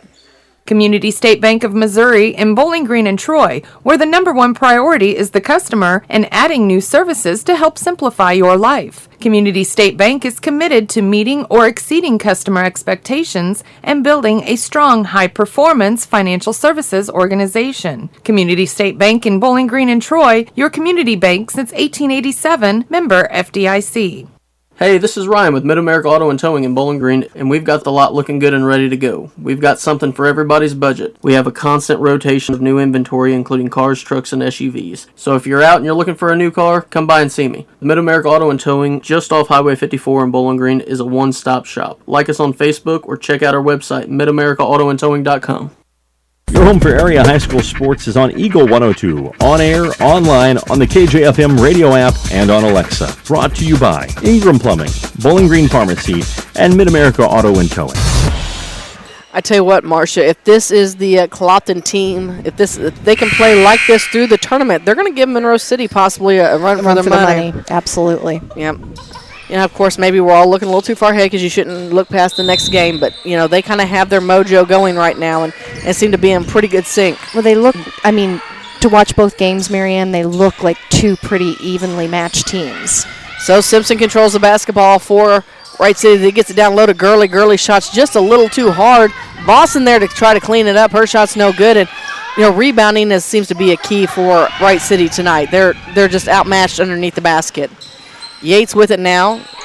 Shoot that basketball, girl. Now gets it to Akers. Akers backs it up between the circles. Near side with it to Hammett. Hammett working around, and she's going to be fouled. That'll be her 4th foul for Lindsey Grunzinger. I can't wait to watch her develop. Yeah. She's feisty. She is, and I like the feisty ones. And she's a freshman, so we know we're going to see her for the next couple years, especially being here in the EMO. So Hammett gets it into Lockhart. Lockhart dribbles with the left hand. She's working against Gertley. She works her way in. Bounce pass to Garrett. Garrett's underneath the basket. In some trouble. And she tries to get back out there. It's going to go out of bounds. Last touch by Garrett. So Clopton has a few turnovers I'm sure they're going to be looking at.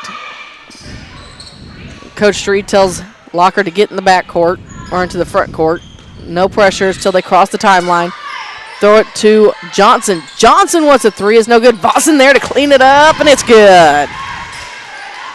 That's Vossen's first points on the night, Marianne. It is, and it looks like we've got another timeout on the court. We'll take one as well. 6:30 to go here in the basketball game as you're listening to Clopton Invitational Tournament on Eagle 102. As 50% of people don't take their medication as prescribed, missing or not taking medication can be deadly. For questions about medication, visit your local Health Mart pharmacy, Bowling Green Pharmacy, located right on the square at 8 North Court in Bowling Green. On air, online, on the Kjfm radio app, and on Alexa, Area High School Sports on Eagle 102, brought to you by Community State Bank of Missouri, Family Drug, and Pike County Health Department, Home Health and Hospice. We're in the 4th quarter, and this is why Marcia Garrison gets to keep score, because Marianne just writes points down nilly-willy. I'm like, Oprah, you get a point, you get a point, everybody gets a point. So Taylor Akers out there controlling the basketball as Yates has it, gets it to Kerrigan Lockhart. Kerrigan picks up her dribble. She's working against Gurley, finds Hammett over on the far wing. Hammett works it around, takes it down low. Back up top to Yates. Yates looks inside, nothing there. She works it around, and she's going to go for a little floater. It's off the mark. Ball's loose, and we're going to be tied up. Mary Margaret Garrett gets in there with Vossen as they tie it up, and it's going to possession arrow favors Clopton. So Akers. She gets it into Lockhart. Lockhart over on the far wing, back up top to Yates.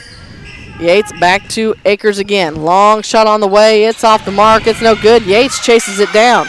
Ball's loose. Now back in the hands of Akers. And it's bounced around a couple different times. Gurley comes away with it now. Here comes Simpson going the other direction. Takes it down. Vossen takes it. Her shot. Oh, no, that was Johnson. And that may have been where I got you confused. Is there's Johnson and Vossen. They both have blonde hair, and it's kind of long. So Akers dribbles up top. Swings it to Yates over on the far wing. Looks inside to Hammett. Shot is no good, but she's fouled. She's going to the free throw line. And while she gets things set up, Eagle 102 Sports Clopton Tournament coverage action all week this week brought to you by Sun Window Company, Pike County Title Company, Craig's Truck and Tractor Service, and Alicia Koenig, Remax Realty Agent. Oh, she fouled out. That Grunzinger. She ended with 5 points on the night, Marianne. And 5 fouls. And 5 fouls. Jasmine Hammett at the free throw line. Her first shot is up and good. I kind of look forward to watching her the rest of the tournament. Yep. Hammett at the free throw line for her second. She dribbles. Shot up on the way, and it's good. Makes it 54-23. So we've got a running clock going on. 5 minutes to go here in the basketball game. Johnson with it over on the far side. Gets it to Vossen. Down low to Simpson. Simpson's shot's up and good. Give her another 2 on the night. And we're headed back the other direction with Akers. Akers works it around, dribbles it, brings it to Hammett on the near side. Working along. We'll try to get Vossen's going to be commit the foul as Yates will go to the free throw line. I'll tell you what, things are getting tight over there in the other gym again. It's a 1-point lead for Silex here in the third over Ellsbury, 21-20. Nope, we're tied up at 21 all in the third in that middle school gym as Shanna Yates is headed to the free throw line here in the high school gym. Oh, we no longer have a running clock because it's only 29. Now it's back to a running clock with that 30-point lead. Well, Marianne, I can guarantee you that Miss Becky Yates is on that, and she knows when She it's a running knows. clock. And she puts those fouls up so quickly. I know. I can't keep up with her. Second free throw shot's up and good. Did we mention that Shannon Yates happened to be a free throw champion? Yes. I can say that after she shoots her free throws. Chanel with it, gets it to Gurley. Gurley working it around, takes it down to the block on the near side. She creates some space. Her shot's up and good. So Gurley with another 2 on the night. And here comes Akers. Akers works it around over the far wing, dishes it off to Yates on the far side. Looks inside to Hammett. Hammett has the ball knocked away but gets a loose ball, and it's still loose. Coming away with it now is Johnson to Simpson. Simpson has to pull up at the half-court line, gets it to Gurley. Gurley on the near side working against Lockhart. She works around, tries to get around Garrett. Her shot's no good. And it's Akers with the rebound. Taylor Akers brings it down, throws it up to Lockhart. Lockhart's going to go up. Her shot's too hard, and it's Gurley with the rebound. Now we're kind of just trading buckets here when we're down to the final 3 minutes and 30 seconds. And we got a timeout. We'll take a timeout as well as Wright City wants to talk about it. 3:28 to go here in the ball game. Clopton leads this one 56-27. You're listening to Clopton Invitational Tournament on Eagle 102. It's a great time to buy or sell a home. I'm Vicki Cadwalder, and I take pride in offering skills that make the process go smoothly from beginning to end. Even after closing, I enjoy staying in touch and being there to help you if you have any other needs or questions. During the process, I'll work closely with your lender and other professionals to make it as effortless as possible. I'm here with you every step of the way, so when you're ready to buy or sell, call me and we'll create a personalized plan just for you. Vicki Cadwalder Real Estate, loving our small town life. Your home for area high school sports is on Eagle 102, on air, online, on the KJFM radio app, and on Alexa. Brought to you by People's Bank and Trust, County Market in Louisiana, and Bowling Green Insurance. You know, Marcia, we are always so fortunate to have some wonderful sponsors. This week, sponsoring Clopton tournament coverage, Hayden's Motorsports Center, Brown's Processing and Smokehouse Meats, Calvert's Insurance Agency, McDinger's, Northeast Missouri Title Company, Bowen Construction, Liggins Flooring, Penrod Real Estate, Wood Smoke Meats, One Multi-Sports Complex, Bowling Green Lumber, Lynn's Heritage House, Orff Construction, and Pow Pow Cattle Farms and Fencing. Wright City has the basketball to start out of the timeout. Gurley gets it down low to Simpson, and imagine this. It's another tie-up. It's a jump ball as Madeline Bruni goes in and ties it up. Possession arrow favors Wright City. 3:21 to go in the ball game. Chanel gets it into Vossen. Vossen shot's a little too hard. It goes over the far side. Bruni pulls down the rebound. She pulls up over on the wing. Back up top with it to Madison Akers. Near side to Smith. Smith works it around. Dishes it back out to Akers. To Hall at the elbow. Kicks it to Bruni on the far wing. Now finds Smith over in the far corner. She's looking as she's guarded against by Johnson. She finds some space from the block extended. Her shot's up. It's just too short. Or it's a little too hard. It went off the backside of the rim. Hall with the rebound. It's knocked out of her hands, out of bounds. So last touch by Wright City will stay with the Lady Hawks. Smith will inbound it on the far side. She looks, bounce pass into Talbert. Her shot misses. Ball's loose and it's going to go out of bounds. Last touch by Simpson. Simpson still has that hustle, Marianne. She does. And I tell you what, now Bruni's going to inbound the basketball. She smacks it, gets it into Hall. Hall in the near corner, right at the end of Clopton's bench to Akers. Swings it to Smith. Smith to Bruni over on the far wing. She works her way around some traffic, loses a handle on the ball, and hands it to Akers. Ball still loose. Talbert comes away with it. To Akers. Akers shots up and it bounces around, touches every part of the rim, and it falls good, and that's Madison Akers. It's her first 2 on the night, Marianne. Chanel with the basketball now as we're down to 2:20 to go in the basketball game. Simpson's going to take it. She works around, and it's taken away by Smith. Smith going to go in for the left-handed layup. She stops. Oh, and it's tipped by Vossen. By Johnson. I'm telling you, those two, Yeah. Johnson and Vossen, are going to have to do something different with their hair. So we've got a running clock as it's a 31-point lead for Clopton. Chanel going to slow things down, and she's going to be picked up by Madison Akers as she crosses the timeline. There's a steal by Bruni. Bruni's going to take it down. She'll go up, and she's going to foul in her. Is going to be Simpson. So that'll be Simpson's fourth. It will, and it's going to send Bruni to the free throw line. And right now, based on the free throw shooting that's been going on, I'm not sure that's who I would pick to send to the charity stripe this evening. Well, and Marianne, I'm sitting here trying to recall hearing Bruni play last year, but I mean she's just a sophomore, and she has really added some quality contributions to Clopton's game tonight. Yeah, there was some question as to who was going to take Caitlin Coons' spot when she left with her number of steals that she had in them. Megan Harrelson kind of stepped up, and she's unavailable right now. And so Bruni has just stepped up and filled that role. Free throw shot is up and good. She missed the first one but got the second one.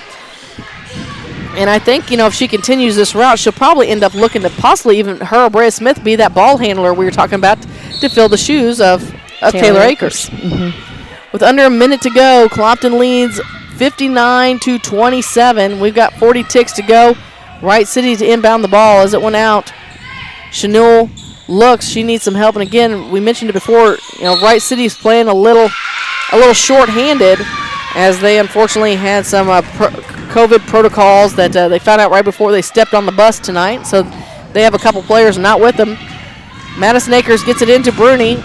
Bruni brings it across the timeline, and Simpson's not giving up, and we're less than 20 seconds to go, and she's still applying the pressure.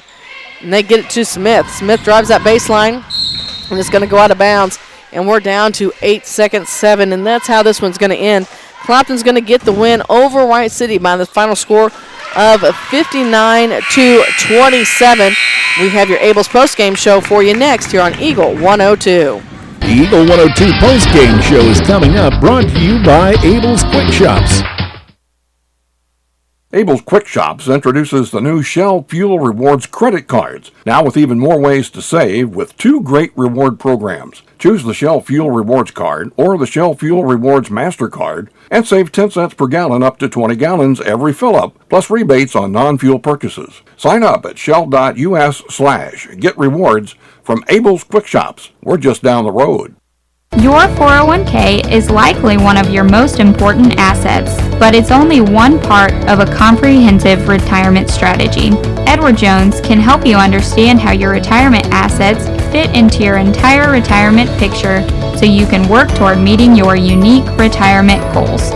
Contact me, Kayla Caldwell, your Edward Jones financial advisor, at 2604 Georgia Street in Louisiana. Edward Jones, Making Sense of Investing, member SIPC.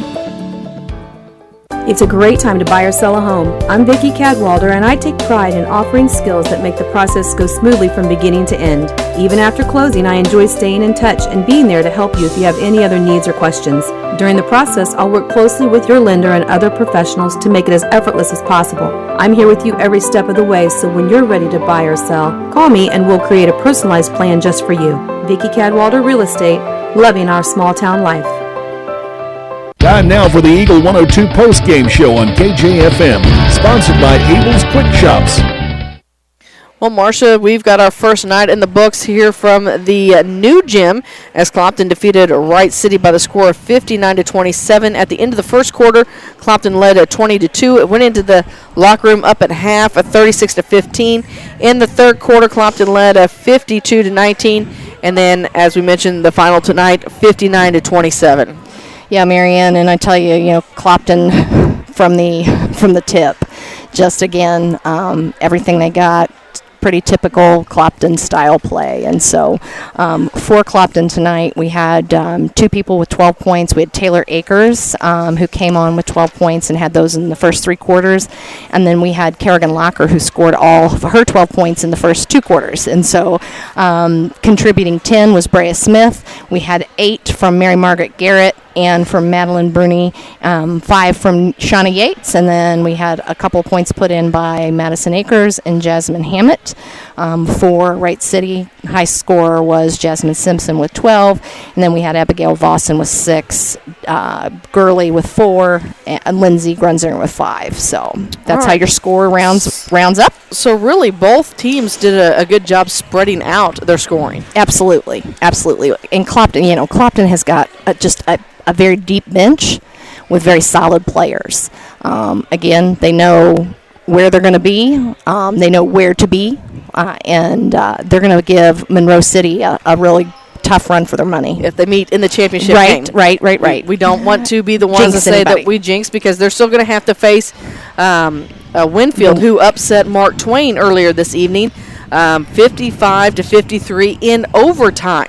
So Winfield, the 6th seed, upsets number 3 Mark Twain. And Clopton will face them Wednesday night at 7 o'clock here in the new gym. Monroe City is awaiting their winner, or who they're going to face Wednesday night. As right now, as they're still in the third quarter in the other gym, and they're tied at 24 all. Well, Marianne, I'll mention our colleague April Froenick came in and gave us a kind of a rundown on that game with Mark Twain, and it indicated that they went into overtime and then had an opportunity to tie it up and missed on free throws. Yep, we know about those free throws. Yes, we do. Let's take a quick break here on the Abel's postgame show. When we return, we'll set up tomorrow night action for you. It's boys opening round from the 25th Annual Clopton Invitational Tournament. You can hear it all week here on Eagle 102. Show off your school pride today with the Bulldog debit card from Bank of Louisiana. Every time you use your Bulldog debit card, Bank of Louisiana will make a donation to the Louisiana School District. Stop by the bank today and get your new Bulldog debit card so you can start supporting the teachers and students with every swipe. The Bulldog debit card from Bank of Louisiana. Member FDIC. Get connected to a fast-paced world with Cellular and Satellite Center in Bowling Green, an authorized U.S. cellular dealer, along with Dish Network, DirecTV, Viasat, and HughesNet high-speed internet packages.